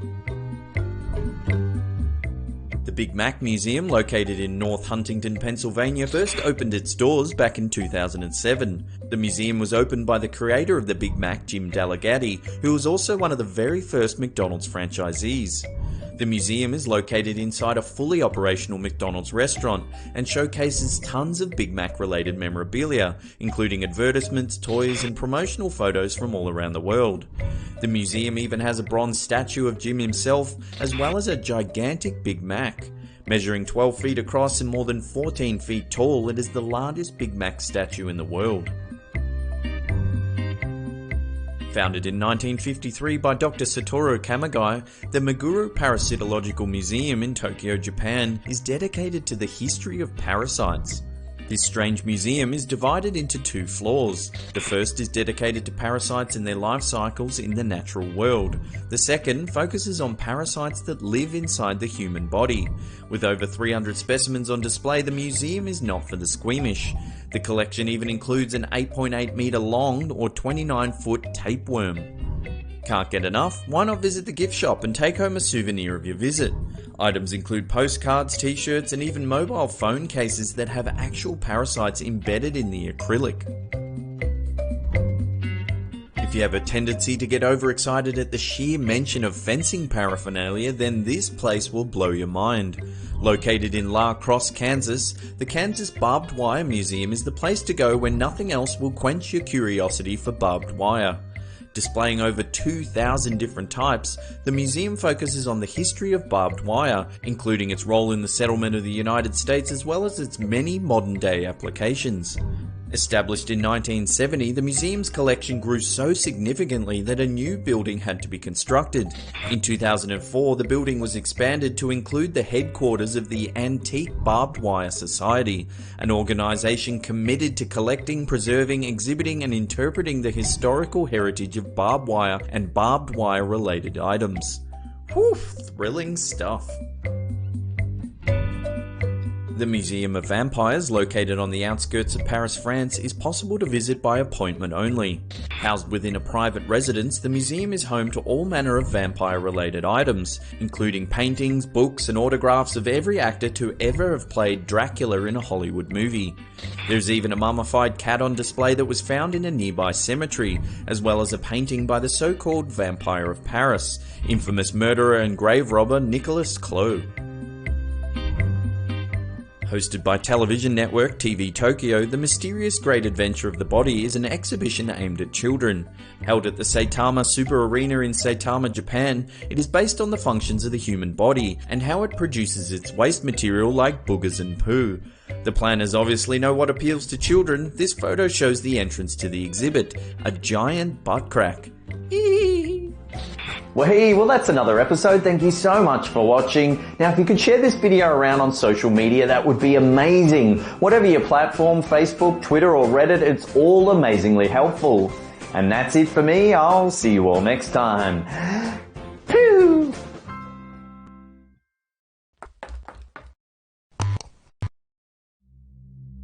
How you doing? I'm Callan and this is Slapped Ham. Today we're talking about some really creepy photos. From a ghostly child warning a girl to wear her seatbelt, to a ghoulish monster that was spotted in the top window of an old English pub. We count 10 real ghost photos that have the internet spooked. And before we get into it, remember to hit that subscribe button for more awesome creepy content just like this. This extraordinary photo seems to show the moment a ghost child appeared in the backseat of a car. Some paranormal experts are claiming that this is the spirit of an accident victim who is trying to warn the young girl that she's not wearing a seatbelt. In November 2016, Melissa Kurtz was driving her daughter Harper to a beauty pageant. 13-year-old Harper decided to take some selfies to entertain herself and couldn't have known the chilling image that would develop. Both the mother and daughter claim there was no one else in the car, yet somehow there is clearly a pale, curly-haired boy sitting in the back seat. The boy has a really eerie quality with a sad, slightly warped expression. Kurtz was reportedly so spooked by the image she decided to investigate the stretch of road the photo was taken on. She discovered that the boy's appearance coincided with the anniversary of a tragic road accident in which one person died. Experts have tried to debunk the photo but haven't been able to offer an explanation. One investigator suggested that perhaps the accident victim was this very boy, who is now trying to warn Harper to wear her seatbelt. Kurtz believes Harper has always attracted supernatural energy, claiming that orbs of light are often seen in photos of her. She also mentioned that when Harper was young, she was found drawing strange symbols on a window. When she researched the images, they resembled glyphs that told the story of Archangel Raphael, banishing the demon Asmodeus to hell. What's going on in this image then? Is it possible that Harper can attract supernatural energy and somehow summon the young boy's spirit? This creepy ghost photo was taken in May 2015 at the Torquay Museum in Devon, England. The pic was snapped during one of the museum's famous ghost tours, in which participants hoped to encounter something from the realm of the paranormal. The photo seems to show a ghostly apparition walking through a candlelit room. It looks to be a woman casting her eyes towards the floor, wearing period attire. She has a strange blue-grey complexion and seems to be illuminated by a light source other than the candle in the corner. Staff took the photo inside the museum's old Devon farmhouse gallery, an exhibition filled with 300-year-old artifacts and furniture. Staff claimed the room was completely empty at the time the photo was taken. It wasn't until several days later that they noticed the eerie figure. The museum is notorious for supernatural events. There have been fingerprints discovered on the inside of a mummy sarcophagus that hadn't been opened in years. A centuries-old crib has been spotted rocking on its own, and some very creepy CCTV footage was captured in the gift shop in 2016. As the two employees are chatting in the gift shop, several leaflets inexplicably fly off the shelf to the left of screen. It's enough to catch their attention, but they think nothing of it. Then, when they go to pick up the mess, dozens more leaflets pour onto the floor.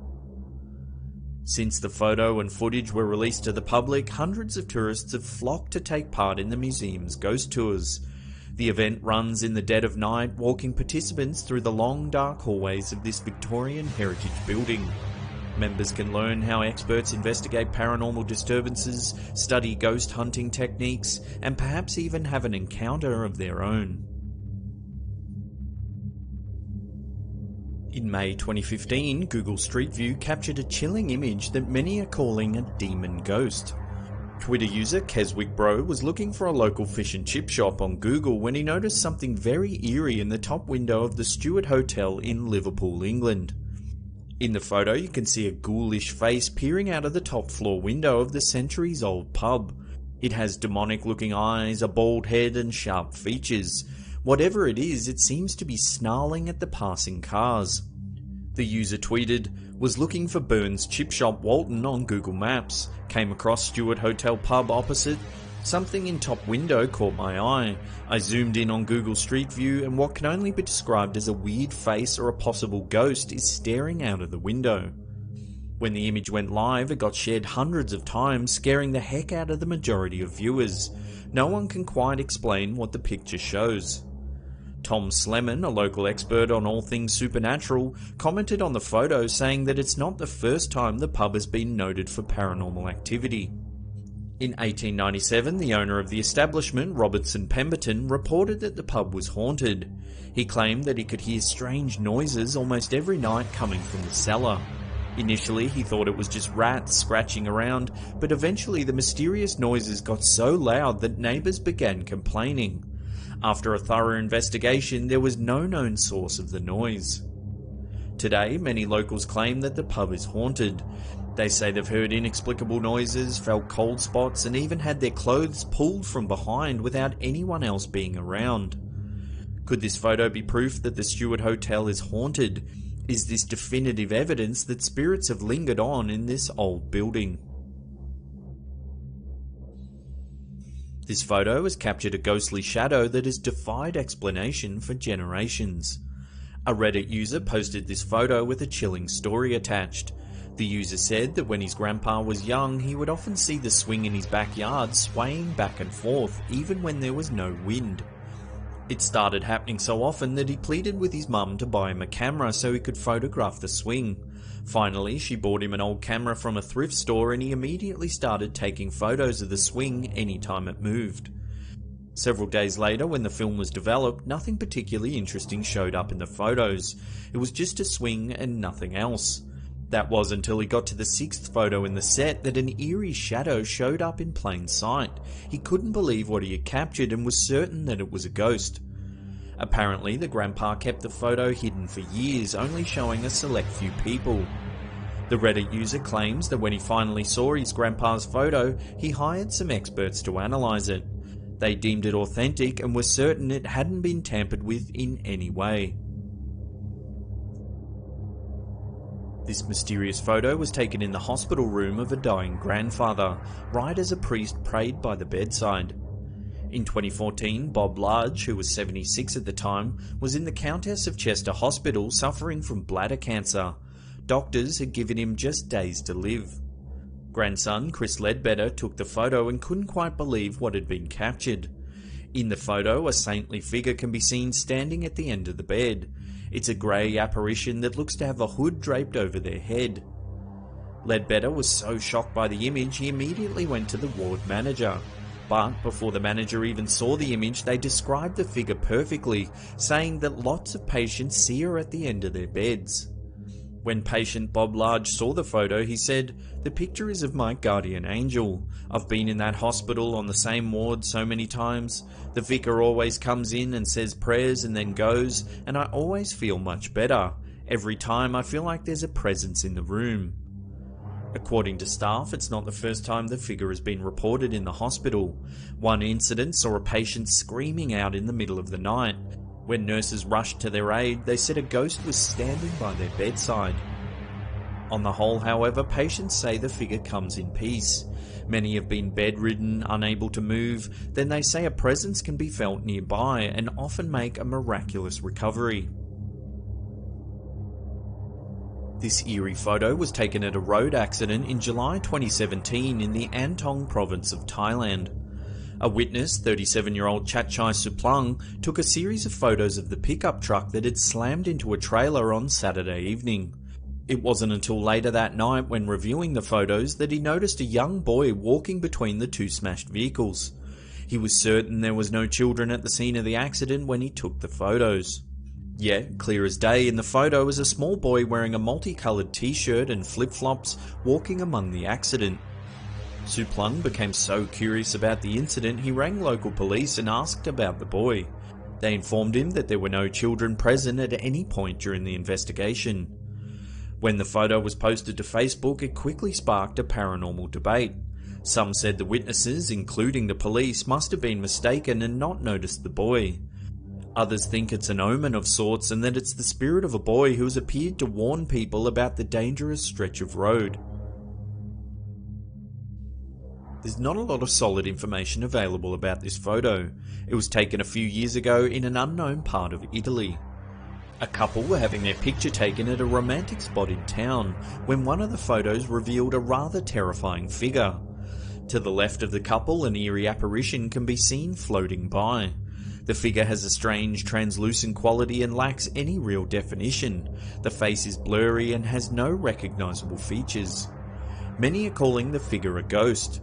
When the image did the social media rounds, some comments noted that it could simply be a case of overexposure. However, one clairvoyant said that the couple were lucky nothing bad happened to them, referencing an evil energy that they could feel emanating from the image. What do you think? Is this just an overexposed photo, or is this a glimpse of a sinister force that may have attached itself to this unknowing couple? When Guillermo Sosa took some snaps to sell his car, he wasn't expecting the terrifying image that would develop.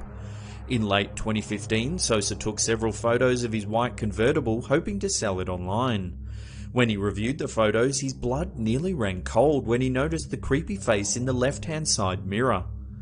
In the photo, you can see a pale, feminine face peering into the mirror. It seems to be looking straight at the camera. Sosa was adamant that no one else was with him at the time he took the photos, and he certainly would have noticed someone sitting in the front seat of his car.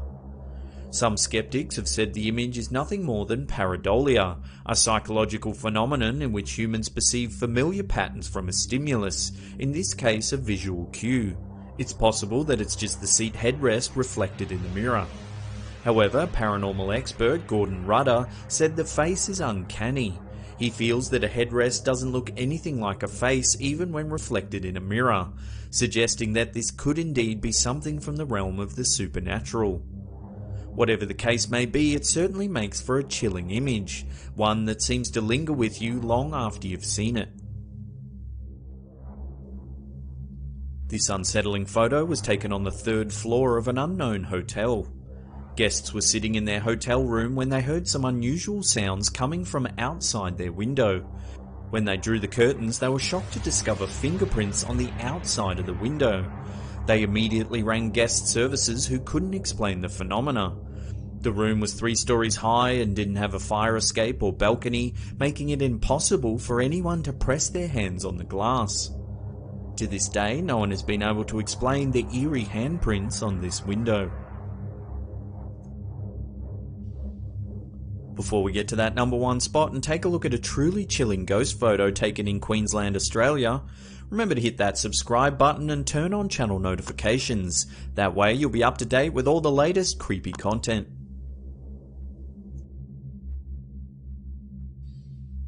People around the internet are saying that this photo has captured the ghost of a young girl who tragically drowned in this very lake over 100 years ago. Kim Davison took this chilling image while swimming at Murphy's Hole in Lockyer River in southeast Queensland, Australia. The family were enjoying their afternoon together, swimming, taking photos, when they couldn't have known the terrifying image that would be captured. If you take a closer look at the photo, only 2 adults and 3 children were swimming in the river that day. However, a 4th child can clearly be seen behind the family. Despite several experts analysing the photo, no one has been able to explain the mysterious 4th child. Locals often report that the notorious swimming hole is dangerous. It's believed that the oldest child in the photo was struggling to stay afloat despite being a strong swimmer. When the photo was shared to a ghost investigation forum, an eerie newspaper clipping surfaced that tells of a chilling backstory. 13-year-old Doreen O'Sullivan drowned in Murphy's Hole in 1915. It took witnesses over an hour to recover the body that went missing in the 20-foot deep pool of water. Even back then, the swimming spot had a reputation for being dangerous. When the family were asked about their now famous photo, they all confirmed that there was definitely not a 4th child swimming with them that day. Could this photo really have captured the spirit of Doreen O'Sullivan, the girl that tragically died all those years ago? Fresh pants please, I seem to have soiled myself. Well, that's the end of the episode. Thank you so much for watching. If you're enjoying the content, slap that upward facing thumb, or leave us a comment down below and let us know which one of these ghost photos scared the bejeebers out of you. And that's it from me. I'll see you all next time. Pew!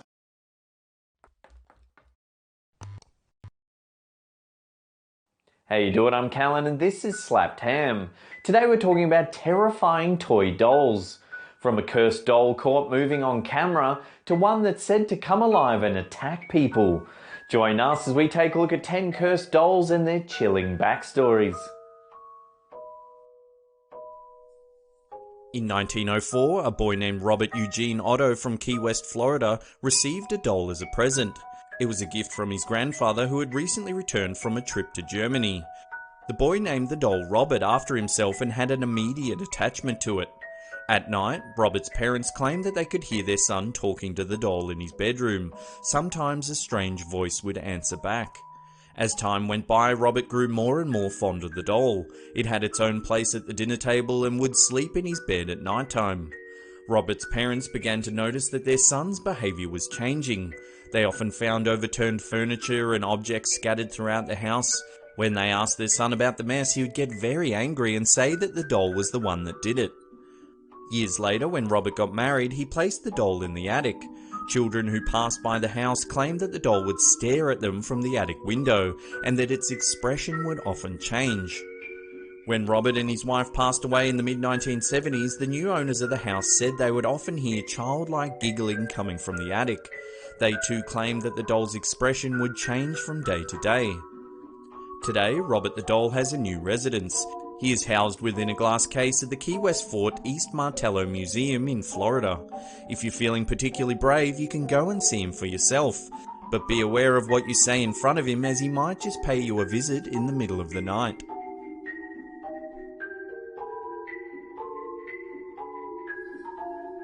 When a woman from Galveston, Texas bought this voodoo doll on eBay, she got a lot more than she bargained for. The eBay listing explicitly warned the buyer not to remove the doll from the silver casing or risk releasing its evil powers.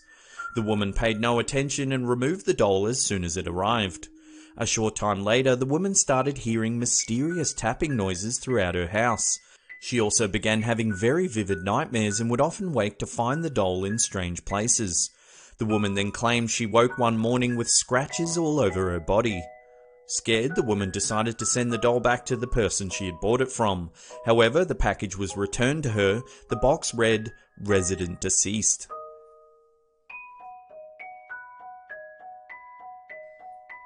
In 1918, 17-year-old Aikichi Suzuki was visiting the Japanese city of Sapporo. While he was there, he decided to buy a doll for his younger sister Akiku as a souvenir for his trip. The young girl, who was 2 at the time, loved the doll immensely and would play with it every day. Sadly, a year later, the young girl became very ill and died of an intense fever. Knowing how much Akiku loved the doll, her family placed it in the household altar and began praying to it every day. The family noticed that the doll's hair had started to grow, and so they believed Akiku's spirit had taken refuge in the doll itself. In 1938, the family placed the doll in the care of the Monenji Temple, located in the town of Iwamizawa in Hokkaido, Japan. To this day, the doll's hair is said to have kept growing. Once the hair reaches the doll's knees, it's cut short, and each time it grows back. A sample of the hair was sent for scientific analysis, and it was concluded that it was in fact human. The doll is now well known right across Japan and remains on display at the temple to this day. Many visitors come each year to see the doll and pay their respects to Akiku, the little girl who passed away so many years ago.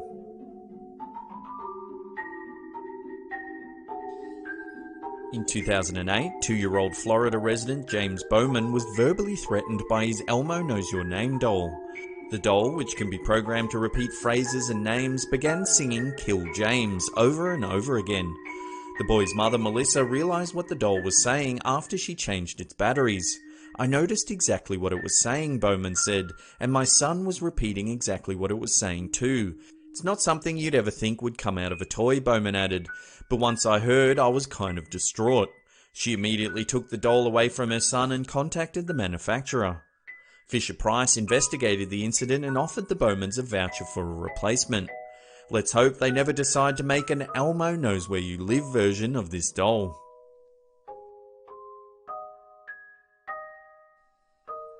When Amelia the doll was auctioned on eBay, she became one of the most viewed items. On the listing, the seller posted a warning that read, "This doll is not recommended for the weak of heart or for any little kids to have in their bedrooms." The doll's original owner claimed that Amelia's eyes used to be blue, but they had turned an eerie shade of green over time. They said once her eyes changed colour, weird things started to happen. The person who eventually purchased Amelia said that he began to hear childish laughter coming from the room she was kept in. He also claimed to have seen her waving at him, and once he found her standing alone in the hallway.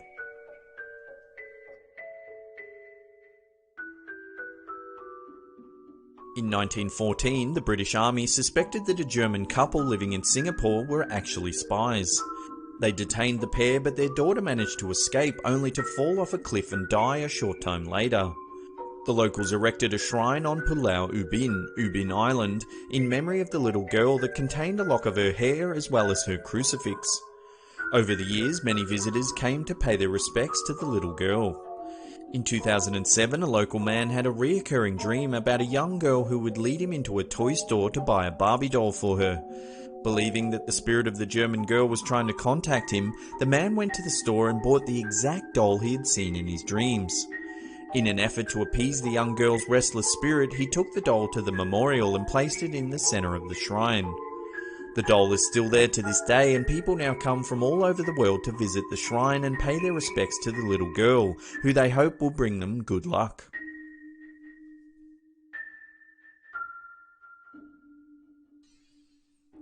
In January 2017, this unsettling footage of a possessed doll surfaced online. In the clip, a young girl can be seen sitting on the floor playing with one of her dolls. In the corner, another doll's head begins to move all by itself. The camera was reported to have been set up by the girl's father after she complained that something was bothering her.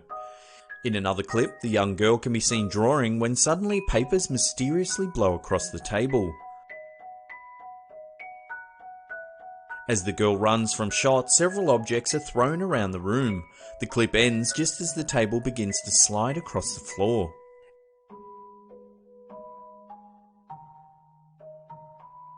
Is this real footage of a cursed doll haunting the little girl, or is it just a really creepy hoax? Let us know what you think's going on in the comments section below.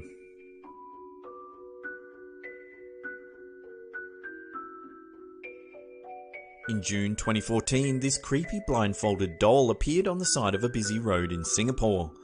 The blindfold was covered in Arabic writing that said Bismillah, which translates to "in the name of Allah." Shortly after the doll's discovery, a mysterious story appeared on Reddit. It claimed that the doll was known to be possessed and had the ability to move on its own and even speak in a woman's voice. The post goes on to say that the original owner was so scared of the doll that she had to get rid of it. The only way she could be sure it wouldn't follow her home was to blindfold its eyes and write the Arabic phrase to keep the evil curse trapped within. Shortly after the doll was seen by the side of the road, it mysteriously vanished. It was said that the curse was passed on to someone else who had found the doll and unknowingly removed its bindings. The doll's current whereabouts is unknown, however it's believed that the doll will return to the roadside once it's finished with its current victim.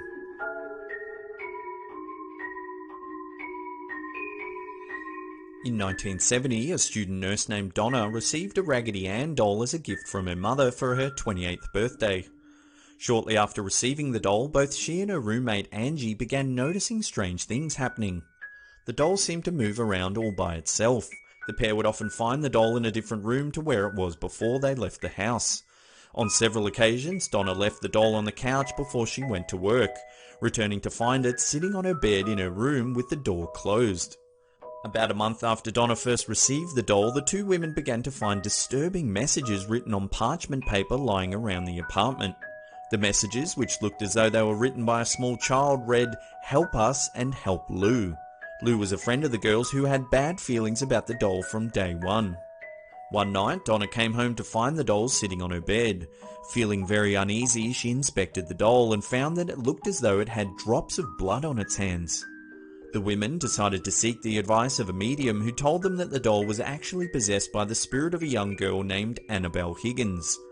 The medium claimed that Annabelle lived on the property before the apartment block was built and had suffered some sort of accident that led to her death. The medium told the women that Annabelle felt safe living with them and asked if she could stay. They agreed and took the doll home. Not long after returning home, even stranger things began to occur.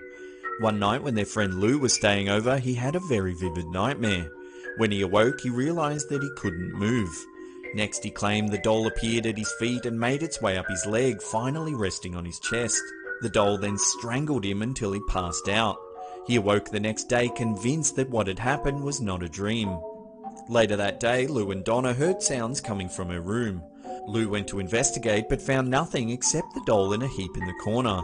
As Lou turned to leave the room, he claimed the doll lunged at him and scratched his chest. The scratches appeared like claw marks and were hot like burns. Completely terrified, Donna contacted a priest who alerted paranormal investigators Ed and Lorraine Warren. The Warrens took an immediate interest in the case and agreed to meet Donna. After investigating the matter, the Warrens determined that the spirit attached to the doll was not that of a little girl, but was actually a very dangerous demon. They believed the spirit had tricked the woman into letting it stay in their house when it communicated through the medium. The Warrens took the doll away and it's now on display in their occult museum. It's housed within a glass case that reads, "Warning, positively do not open." To this day, the doll is still said to possess eerie powers. It was reported that a young man who mocked the doll while on tour of the museum died shortly after his visit. He lost control of his motorcycle and drove head-on into a tree.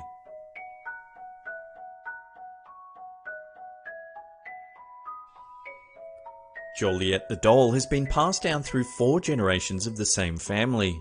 Its current owner, a woman named Anna, said that the doll was originally gifted to her great-grandmother by a jealous and bitter friend. The friend was believed to have placed an evil curse on the doll that saw her great-grandmother give birth to 2 children, a girl and a boy. 3 days after the birth, the son mysteriously passed away. Since then, all the women of the family have suffered the same fate. All have given birth to a girl and a boy, and each time the boy has died 3 days later. The family says that at night they can hear the laughter and crying of many young infants coming from the doll. They believe that the doll acts as a vessel for the spirits of the boys that all mysteriously passed away just 3 days after their birth. Well, that's the end of the episode. Thank you so much for watching. Now, if you enjoy our content and you want to get your name scrolling across the top there, consider supporting us on Patreon. There's a link in the description box below. And that's it for me. I'll see you all next time. Pew!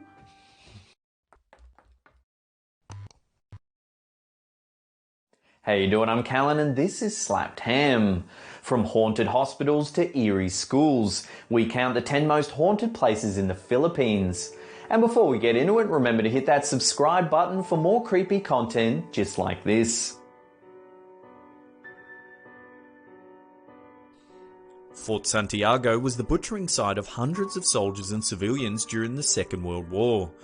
Intramuros was further devastated in 1945 as the Americans fought the Japanese, resulting in the deaths of thousands as the city burnt to ashes. Today there are sightings of ghost soldiers patrolling at night. Moreover, there were reported screams of persecutions and torture that echo throughout the city walls when darkness sets in.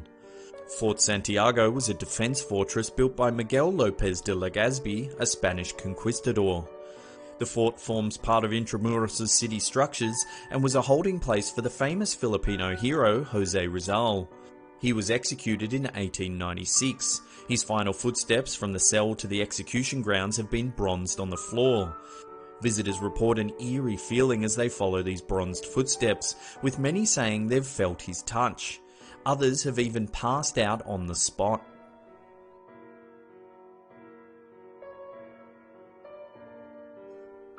Another World War II victim, the Diplomat Hotel, is now an eerie structure in Dominican Hill. Apparently it was the beheading site of priests and nuns during the war. People in the nearby area perpetually report hearing howls and screams at all times of the day. The Diplomat's former employees claim that there are headless ghosts that traverse the long dark hallways of the hotel, carrying their heads on plates. The Diplomat used to be a seminary and rest house before being converted to a hotel in 1911. It was the actual beheading of numerous members of the clergy in its grounds that is attributed to the sightings of headless apparitions by former guests and employees. The death of its owner in 1987, spiritual healer Tony Agpaeo, saw to the hotel closing shop. It remains off limits to both visitors and the public. Nevertheless, nearby villages still hear disturbing sounds emanating from Dominican Hill during the night. Dishes clattering, doors banging, and agonizing screams are pretty much a common occurrence.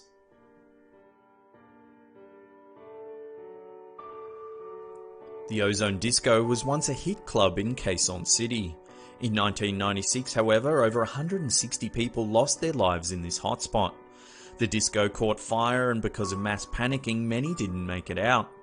People near the former club's location still report hearing ghostly disco music at night, accompanied by faint apparitions dancing. The disco had its premises along Timog Avenue in Quezon City. It was opened by Sergio Agao in 1991. The premises previously housed a jazz club known as Birdland. On March 18, 1996, a fire broke out. At the time, Ozone had over 350 patrons and 40 employees in a space meant for just 35 occupants. Sadly, the majority of the patrons were college and high school attendants. It's reported that sparks started flying out of the DJ's booth, followed by smoke, which everyone considered to be part of the party act. After subduing the fire, bodies were found piled up waist high at the club's only exit. The fire exit, on the other hand, had been blocked by another building. It's also said that the disco's bouncers apparently locked the main exit from outside, fearing a riot. Today, the former club's burnt-out shell remains vacant and undisturbed, save for the perennial ghost sightings, voices, and strange music.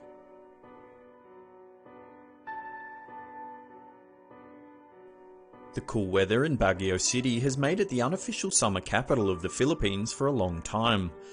As such, it wasn't a surprise when American teachers chose this city as a training site in the 1900s. Since then, the teachers' camp has been used as a training, retreat, or seminar centre. Nevertheless, reports of ghost sightings are rampant in these grounds. Both visitors and caretakers say they hear a lady crying in the nearby cottages, or heavy footsteps in the hallways.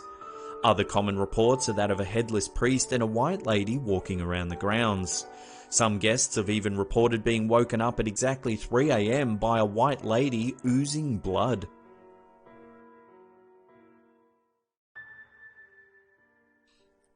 This was an American settlement that faced some major bombing in World War II by the Japanese. One of these was an air raid on Christmas Day of 1941, when American soldiers were partying inside the home plate canteen. Apparently, the partying souls have not missed a beat or are unaware of their demise. Early morning joggers often report hearing excited talk and music inside the grounds, even though they're evidently empty. The abandoned Clark Air Base Hospital is another site for paranormal activity. In addition to hearing mysterious voices and seeing apparitions, violent spirits started terrorizing the grounds, which led to the area being rendered off-limits to everyone. At the Clark Museum, sightings of a ghost of a serviceman that hung himself in the premises still haunt the property. Needless to say, Clark Air Base has had a long, turbulent and bloody history. This airbase was also the evacuation site for American soldiers during the Vietnam War. Death and trauma resulting from the conflict has also been attributed to the presence of spirits in the hospital. The now ruined Clark Base Hospital is a hub for ghostly activity. Swing sets moving back and forth inexplicably, voices in empty buildings, dancing orbs of light, apparitions that bear battle scars floating around, and other occurrences have been reported countless times. Visitors have even had objects thrown at them from nowhere. Several TV crews have attempted to investigate the authenticity of these claims. Most of them were so badly frightened that they didn't stick around to complete production.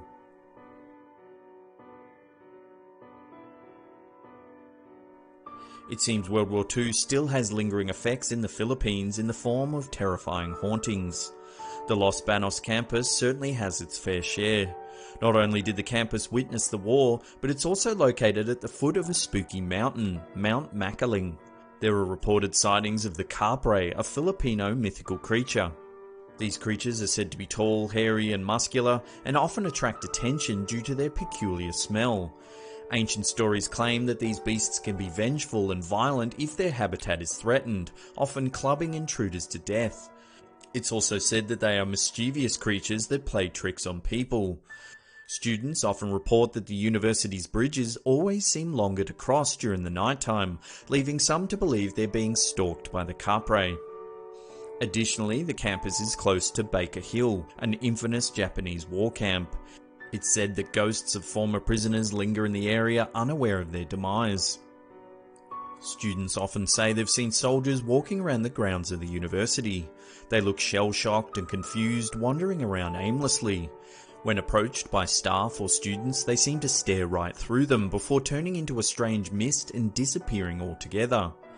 People who have had these experiences report overwhelming depression and anxiety in the subsequent days. It's as though the fear and sadness of the soldiers has transferred into them. To this day, no one has been able to explain these mysterious events.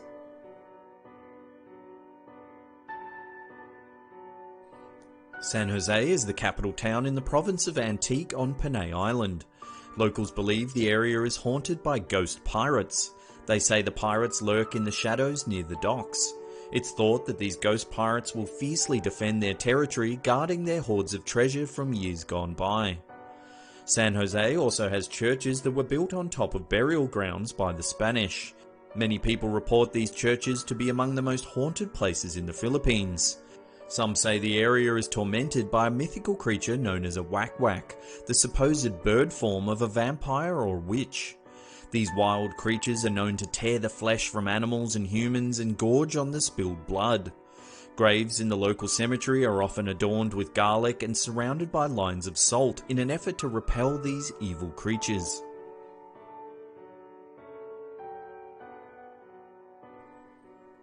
Ballet Drive is famous for sightings of a ghost white lady, in addition to numerous haunted houses which were constructed during the 19th century. This area is abundant with ballet trees, which are said to be a favourite resting grounds for lost and wandering spirits. It's said that they sit in ballet trees waiting to prey on their next victim. It's believed that the ghost white lady was a woman who was accosted and raped by Japanese soldiers during World War II. Her corpse was reportedly not even buried. It was thrown into a ditch by the road where it remained for several years. Bit by bit, the body was picked apart by rats, birds, insects and other creatures. It's claimed that part of her hair and bones are buried in underground rats' holes or perched in branches as part of birds' nests. Her face is said to have been taken by the man who killed her as a personal souvenir. It's believed that her spirit still searches for the man and his descendants to exact her revenge. Those who have witnessed her ghost advise motorists to avoid Ballet Drive at all costs, particularly if you're alone. If you have to use the route, ensure your backseat is full and that no one looks behind them or into their mirrors. If you take a taxi cab along this route, you'll notice the driver's edginess when you come near the spot. If either of you notices her, you're in for a violent death. You can only mitigate this disastrous outcome by fasting and reciting the Holy Rosary for the next 3 days. Only then will you be spared. Those who have seen the White Lady's ghost and lived to tell the tale report of seeing an apparition wearing a long white and blood-stained gown. It is tattered and ripped, and she is sporting long dishevelled hair. Her face is indistinguishable and covered with dripping blood. The modern tale of her story purports that she faced a gruesome death by the hands of a taxi driver. Coincidentally, almost anyone that reports of her sighting is either a sole driver or a motorcyclist.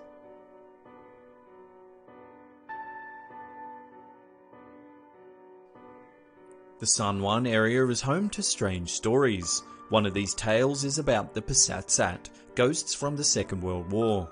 Because graveyards and coffins were too pricey for the natives, they instead wrapped their dead in reed mats.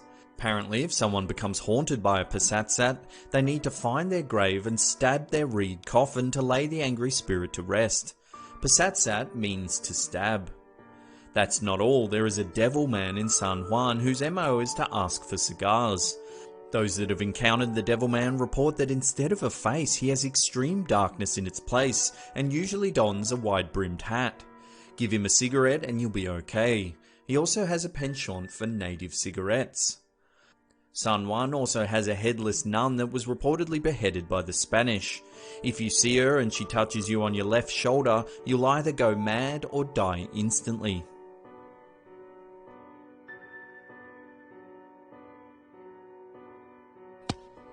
Before we get to the number one spot and find out where the most haunted place in the Philippines is, remember to hit that subscribe button and turn on channel notifications. That way you'll be up to date with all our latest creepy content.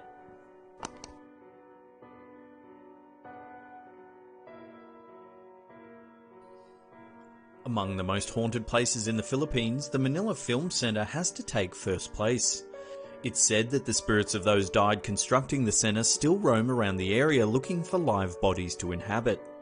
The bizarre stories behind the Manila Film Center began in the 1980s during its construction.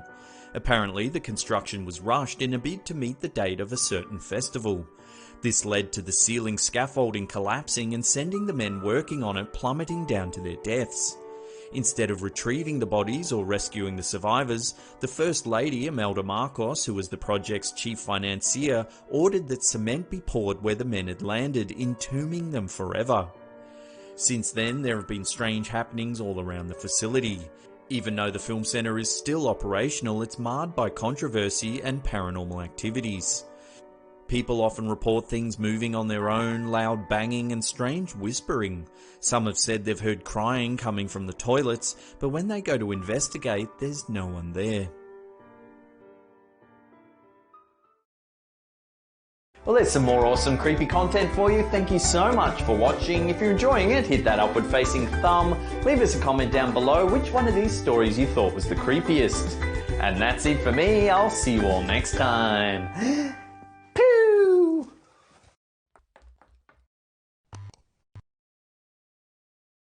How you doing? I'm Callan and this is Slapped Ham. Today we're talking about creepy clown sightings. From a clown that's regularly spotted in a New York cemetery to a guy in a mask that chases kids through a playground. We count 10 creepy clown sightings caught on camera. In 2014, a series of creepy clown sightings began happening across Jacksonville, Florida. These horrifying clowns were captured on CCTV systems that the residents had installed out the front of their houses. Seeing the footage would be enough to make you want to sell your home and get the hell out of there. One of the first sightings is of a clown dressed in red. He wanders up the path and stands there just staring at the house.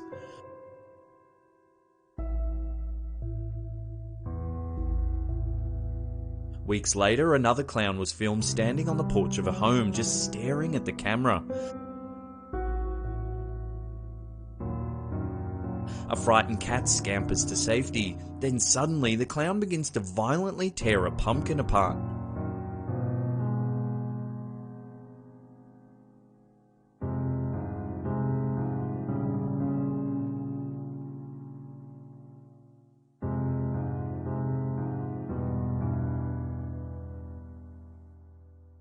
Then another was captured.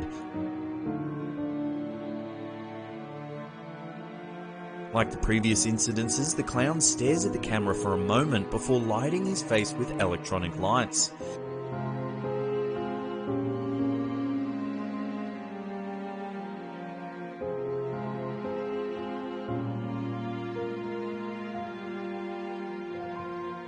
He waits for a moment before wandering back out onto the street. What is going on in Jacksonville?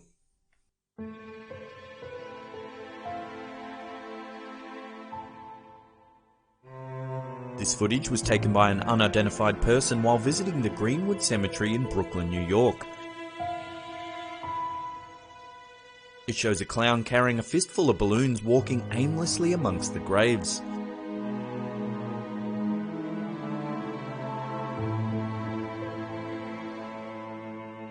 Despite several sightings of this scary clown, security has never been able to catch him.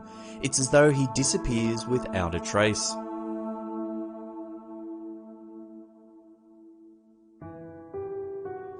Three friends in a skate park in eastern Texas captured this unsettling footage while skateboarding in a local park. Suddenly, one of them notices a strange figure in the cemetery on the other side of the road.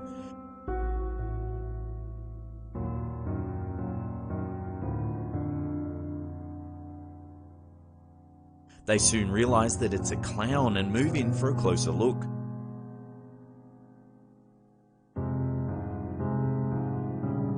The clown disappears into the darkness.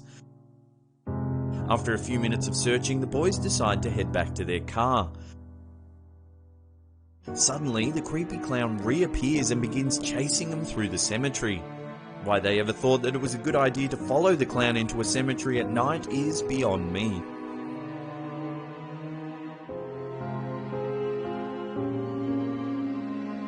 Two friends in Detroit, Michigan captured this unnerving video on their mobile phone whilst out driving. One of them notices that there is someone hanging onto the back of the bus they're following. As they get closer, they realise it's actually a clown. The footage abruptly ends, leaving the viewer wondering what on earth was going on. Was the clown hitching a ride through town, or were they following someone on the bus? Either way, it's about as creepy as it gets. What do you think this sinister-looking clown was up to?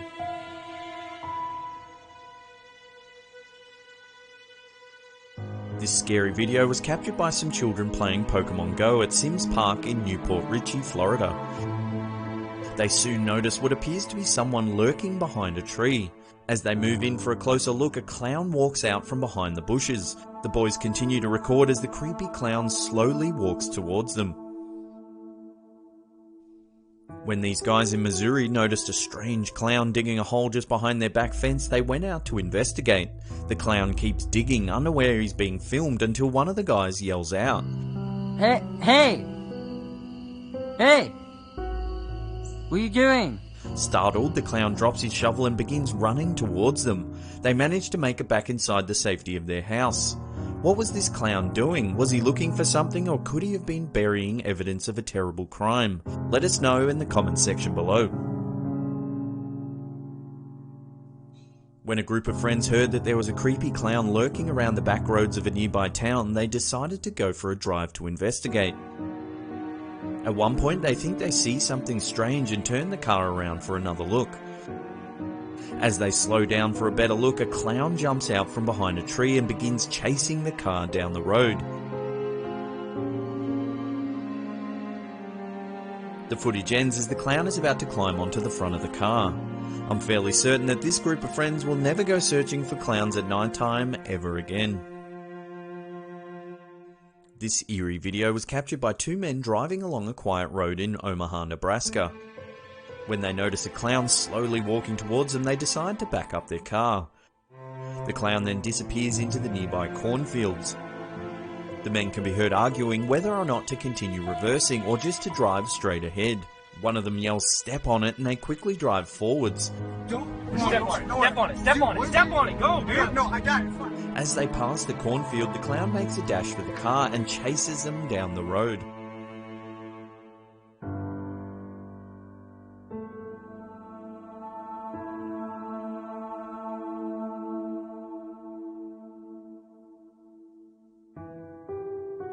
A group of friends captured this unnerving footage in a park in Dallas, Texas, when they noticed a person in a clown mask walking aimlessly around the grounds. As they get closer, the clown turns and runs at the group while squeezing a horn. Oh my god! They manage to make a lucky escape when the clown loses his mask and wig, forcing him to give up the chase. This video was taken in Bridgeport, West Virginia by a man who was doing a spot of night fishing in a local river. He begins filming with his phone when he hears some strange noises in the distance. He shines his flashlight on a figure coming towards him dressed in a black cloak and clown mask. The man stops recording and runs back to his car. When he's safely inside, he switches his phone back on. The clown has followed the man all the way back to his car and is just standing on the other side of the fence staring with an empty gaze. What on earth was this clown doing in the woods in the middle of the night? This video makes me never want to leave my house ever again. Well, how about that? As always, thanks heaps for watching. If you're new to the channel, why not hit that subscribe button right there, because we do videos just like this each and every week. And that's it from me. I'll see you all next time. Pew!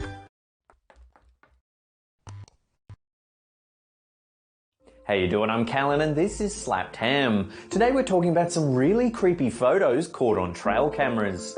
From an inquisitive alien to ghosts, monsters and sinister rituals. Join us as we take a look at 11 trail cam photos that can't be explained. This startling image was captured by a hunter who had set up several trail cameras on his property. When he reviewed the photos, he couldn't believe his eyes. The camera appears to have captured a close-up image of some sort of creature that looks very much like an alien grey. It has a huge dome-shaped head, large black pupilless eyes, a tiny mouth and a flattened nose. Could this hunter have actually captured an inquisitive alien staring into the lens of his camera? If so, what was the creature doing on the property in the first place, and why is it so fascinated with the camera?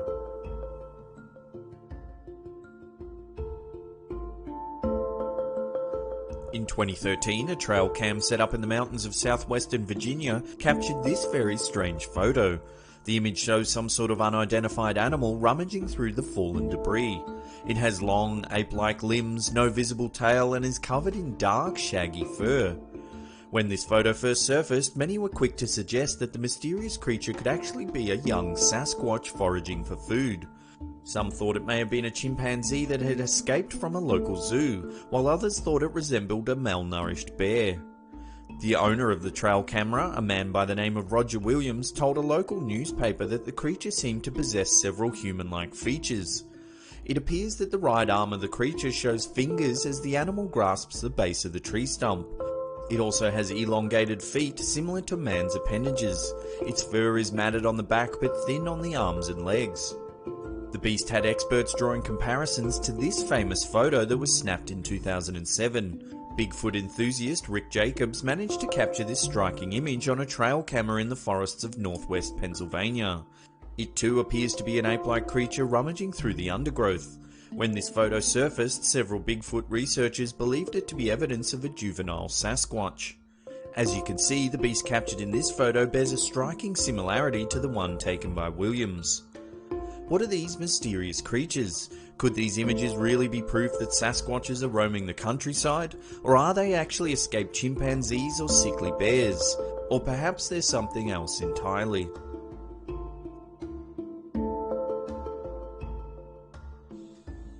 In 2012, these creepy trail cam photos surfaced, said to be taken in Lunenburg County, Virginia. It looks as though they've captured a zombie, possibly even two, stumbling through the thicket in the middle of the night. If you take a closer look at the second image, it appears that the creature closest to the camera has had flesh torn from its chest, exposing the rib cage underneath. The figure has glowing white eyes and looks as though it's screaming. Could this be a real zombie risen from the dead, out looking for human flesh to feast on? Or is it just a well-orchestrated prank? Either way, it makes for a very creepy photo.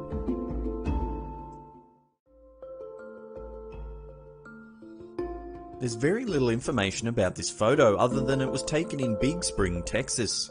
It paints a very disconcerting picture nonetheless.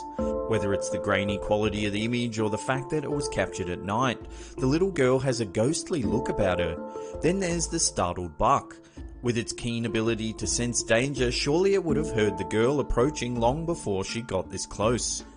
It's almost as if the little girl just appeared there without making a sound. If you look closely, the lower half of the girl also appears to be transparent. You can see the ground right through her dress.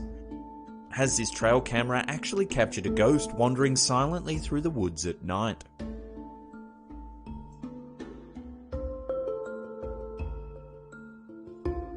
This trail cam photo appears to have captured an old woman wandering through the woods alone in the middle of the night. The fact that the woman is wearing a long white gown has led some to speculate that she might have been a patient in a nearby hospital, perhaps wandering off and getting lost in the darkness. Others think it may even be a ghost or someone about to take part in some sort of sinister ritual. Whoever or whatever it is sure makes for a terrifying photo. This woodland trail camera appears to have captured a deer being chased by a flying squirrel. It would seem that the deer had stopped to eat some of the apples on the ground when it became startled and ran. But perhaps there's more to this photo. Could it be that both animals are actually running for their lives? Perhaps they're being chased by something else lurking in the darkness.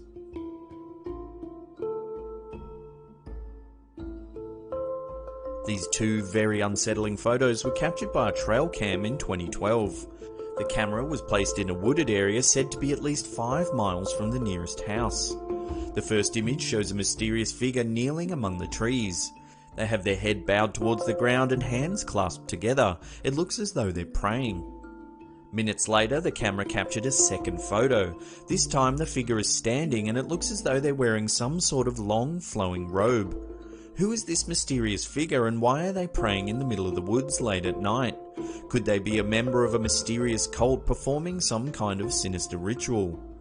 Many also have speculated that the figure in these images may actually be a ghost, perhaps seen mourning a lost love, forced to wander the woods eternally. What do you think this trail camera has captured? Is this figure performing some sort of evil ceremony, or could it be the spirit of someone who died in the woods?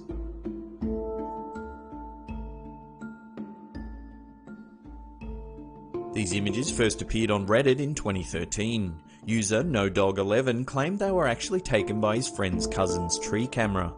The photos look to show a young child approaching the deer from the right. While many have been quick to dismiss these images as a hoax, experts have noted that the images don't appear to have been manipulated in any way. The genuine reaction of the deer also lends weight to the authenticity of the images, as it appears to spot the approaching figure and run from it. Many have suggested that the figure may not be a human child. The timestamp on the images indicate that they were taken shortly after 4 AM in the morning, so why would a human child be wandering through the woods alone at this hour? This has led to further speculation that the figure may actually be some sort of humanoid creature that is yet to be discovered. What do you think the figure could be? Human child, wandering ghost, or something else entirely? Let us know what you think in the comments section below.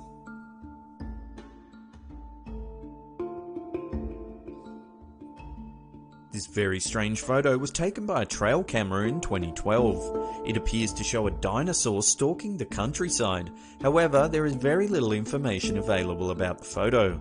The creature seen in the image closely resembles a velociraptor, similar to the ones depicted in the original Jurassic Park films. It is now known that actual velociraptors were covered in feathers and were only about the size of a turkey. Without any further information on this photo, it's difficult to speculate any further. However, it's probably likely that it is a fake, maybe a well-constructed model or a clever Photoshop job. Nevertheless, it sure does make for a creepy photo. Even the slightest chance that an intelligent man-hunting dinosaur could be roaming the countryside is enough to make me want to never go camping ever again.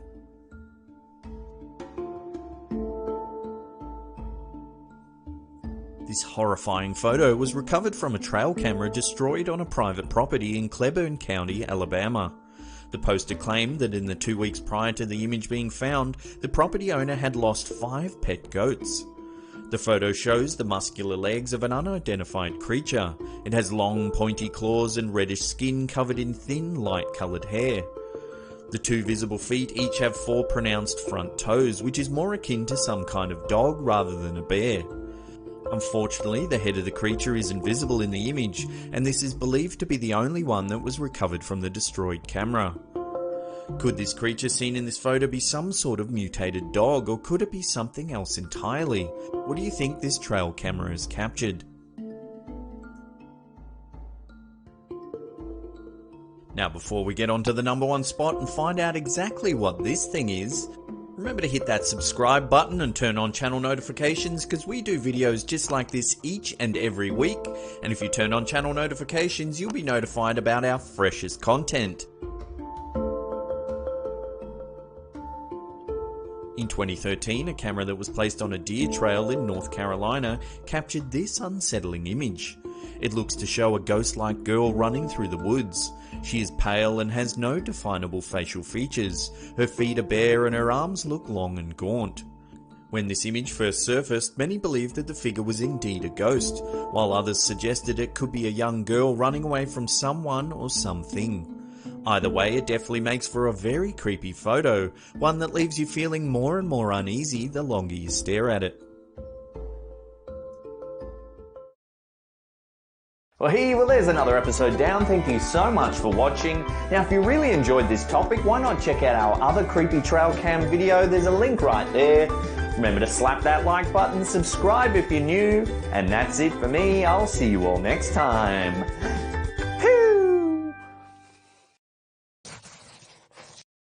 Slap him.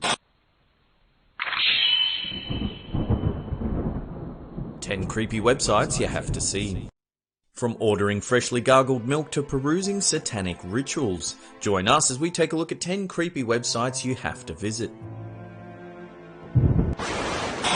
This website offers milk that has been gargled by rich white girls.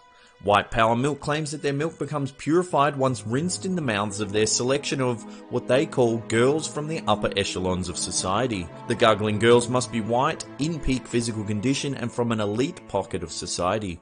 The milk, which is extraordinarily expensive at $130 for just 2 ounces, can be purchased with a video of your chosen white girl gargling the very milk you've just ordered. The video is uploaded and sent to you via a private link. So not only is the concept deeply troubling and elitist, it's difficult to tell whether the site is for real. In their FAQ, the first question asks, is this site real? Do you really get the girls to gargle the milk you sell? And the answer is, of course, yes. But in their terms and conditions, one section says, a portion of the information on this website has been fictionalized. So whether that can be read as the whole thing is a sick joke remains a mystery. This curious web destination is boggling to say the least. The landing page is a wash of nonsensical information. It looks like a collage of the internet circa 2001. However, the strangest part is that the website changes every time you visit. I must have refreshed around 5 or 6 times, and each time I saw a different mishmash of imagery, texts and symbols. No one particularly knows the meaning of the website, if indeed it has one at all. After researching this creepy website, I came by a thread on 4chan where someone had discovered another disturbing layer to the puzzle. If you follow a secret link embedded in the website, you can see what appears to be a live feed into someone's bedroom. The grainy and dark webcam footage is super unsettling. One has to wonder whether it's consensual. The first thing you'll notice about this creepy website is the angel fire goodness, the low quality banners, the eyeball searing contrasted coloured links and the basic text. However, internet nostalgia aside, at its core it's a rather in-depth website concerning Satanism and black magic. It tries to pose Satanism as a genuine form of spirituality, offering advice and guiding articles on how to relinquish your soul to the devil. Creepier still, there's a link to a Yahoo group that is actively recruiting young children into the practice of Satanism. This website offers a cuddling service for those in need of some human interaction. That's right, you can actually hire people to snuggle with. All you have to do is jump on this creepy website, browse the available women. I don't think men are available for cuddling for some reason, but then you choose whether you want them to come to your house or hotel, or you can even go to the snuggler's house. The website touts the therapeutic benefits of hugging, which can be beneficial on some levels, but the whole terminology of the website reeks of an escort agency. In-calls, out-calls, hourly rates, it all makes for a very uncomfortable concept. Firstly, it should be noted that this creepy website doesn't exist anymore, and it's probably for the better. Created back in 2003, Afterlife telegrams would charge $5 per word for a message to be delivered to those who have passed away. How is that even possible? Well, former owner of the website, Paul Kinsella, would recruit patients dying of terminal diseases and ask them to memorize his clients' telegrams so they could pass them on in the afterlife once they died. If you're a fan of the Beatles and open to the possibility of interdimensional time travel, then this odd website is sure to pique your interest. The owner of this website, known by his alias James Richards, claims to have come into possession of an unreleased Beatles album. On September 9, 2009, Richards alleges that he hit his head while walking his dog by a desolate road just west of Turlock, California. When he awoke, he was nursing a bandaged head inside a strange man's house. It's here that he was told he'd been taken to an alternate dimension. He said the man worked for a sort of multi-dimensional travel agency and was tasked with exploring unknown timelines in other universes. To cut a long story short, Richards claims to have taken a cassette that contains an unreleased album of the Beatles, who, in the alternate timeline, never broke up. If you're keen to have a listen, the album is uploaded to his blog. One major critique of the whole concept is that the album is just a mashup of solo work produced by individual members of the Beatles. Richards defends this point by saying that even though in the alternate universe the band stayed together, their future musical ideas would have been the same but manifested in a different form, i.e. their solo work from our reality became the future Beatles albums in the other reality. For a Beatles fan, this creepy website is a fascinating read, and it's well worth listening to the album one lazy afternoon. If nothing else, the mashup is pretty impressive. We'll chuck a link in the description box below. This very mysterious website seems to be the beginnings of an application to some kind of forum. All there is a login button and an email address to apply for membership. It says you should already know what you need to apply to get into the website. Googling comes up with very little information. Some say it's a gateway to an underground hacking community. This anti-capital punishment website was created by artist and photographer Jonathan Camburis. It documents the last meals of a range of prisoners on death row, from first-time offenders to serial killers and the mentally ill. The landing page is a series of photos of prisoners and their requested last meals. It's a very unnerving and surreal experience browsing these photos. Observing the contents of someone's very last meal while staring at their mugshot really drives home the finality of capital punishment. This understated website is offering an incredibly creepy product, human leather. The goods are pitched at the most discernible of clientele, odd folk with very specific taste. There's a range of belts, shoes, wallets and other accessories made from 100% human skin. According to their FAQ, the leather is sourced from people who have bequeathed their skin prior to dying. They claim that it's not illegal, but with prices starting at $15,000 it's difficult to tell whether this website is a hoax or not. And I'm not exactly about to cough up that much money just to see if a real human ball bag wallet turns up at my doorstep. Creep levels are at maximum with this one. Magibon was a vlog-style YouTuber that started uploading videos back in 2006. She was best known for her staring videos, where she would just look doe-eyed into the camera for around 30 seconds. These videos became hugely popular, some racking up millions of views. However, despite her growing popularity, she inexplicably stopped uploading in 2015. And after some hefty googling, no one seems to know where she went. Now here's the creepy part. Magibon.com is a very unsettling website that hosts 2 videos that play on loop. They depict a man in a gas mask known as Frank writhing about on the floor. Disturbing imagery of dolls and bugs flicker on screen. Photos of Magibon are spliced in between these graphic scenes. Japanese phrases appear that translate roughly as "I want Magibon, wait to come back, and let's do it baby." The final link on the website takes you to a page that displays the words "I'm sorry." Ordinarily, I'd just dismiss a website like this as the work of an internet troll looking to frighten a few wayward visitors, but the fact that Magibon mysteriously stopped uploading videos over a year ago makes for a troubling conclusion. Bonus time! Hey, guess what? We have a brand new merch store. That's right, get your piglet mittens on a whole range of slapped ham goodness. We got tees and hoodies with all sorts of amazing designs. So plop on over, check out the store, links are in the description box below, or you can click the card above that just appeared then. Also, let us know what you think of the shop and all the designs in general over on Twitter or Facebook. We'd love to get your feedback. Why you so creepy, internet? As always, thanks heaps for watching. If you're new to the channel, hit that big old red subscribe button. If you enjoyed the video, slap a like on it. Remember to leave a comment down below, we love reading them. And this is the Slap Ham signing off. Slap.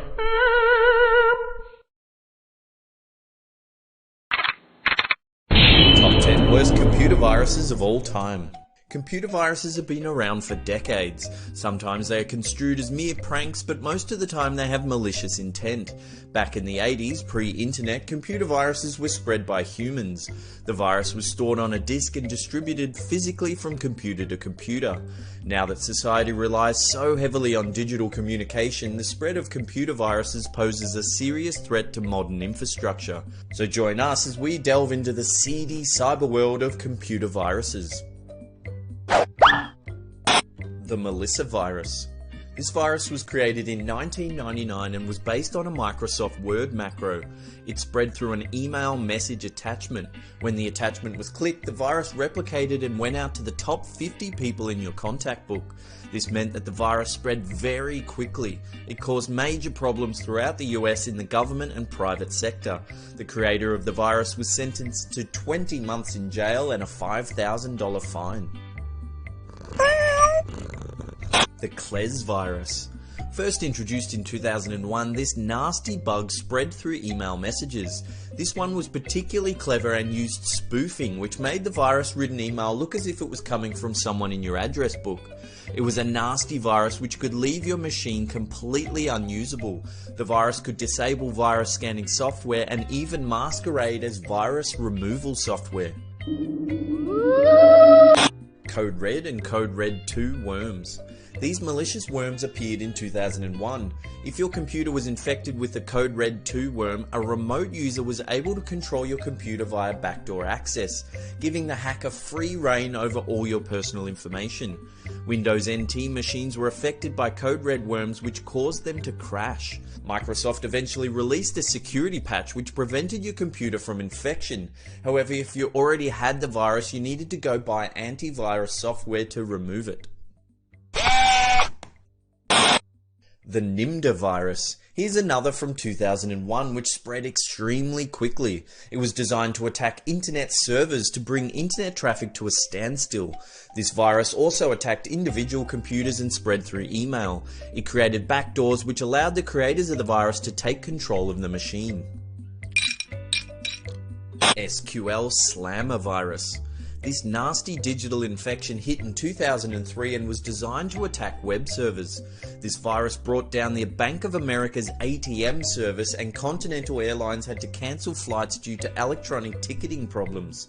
This virus spread so fast, in less than 10 minutes it infected nearly 75,000 computers. My Doom. Here's another sneaky virus that created backdoors on victims' machines. It caused problems for search engines by sending search requests and using email addresses found in results.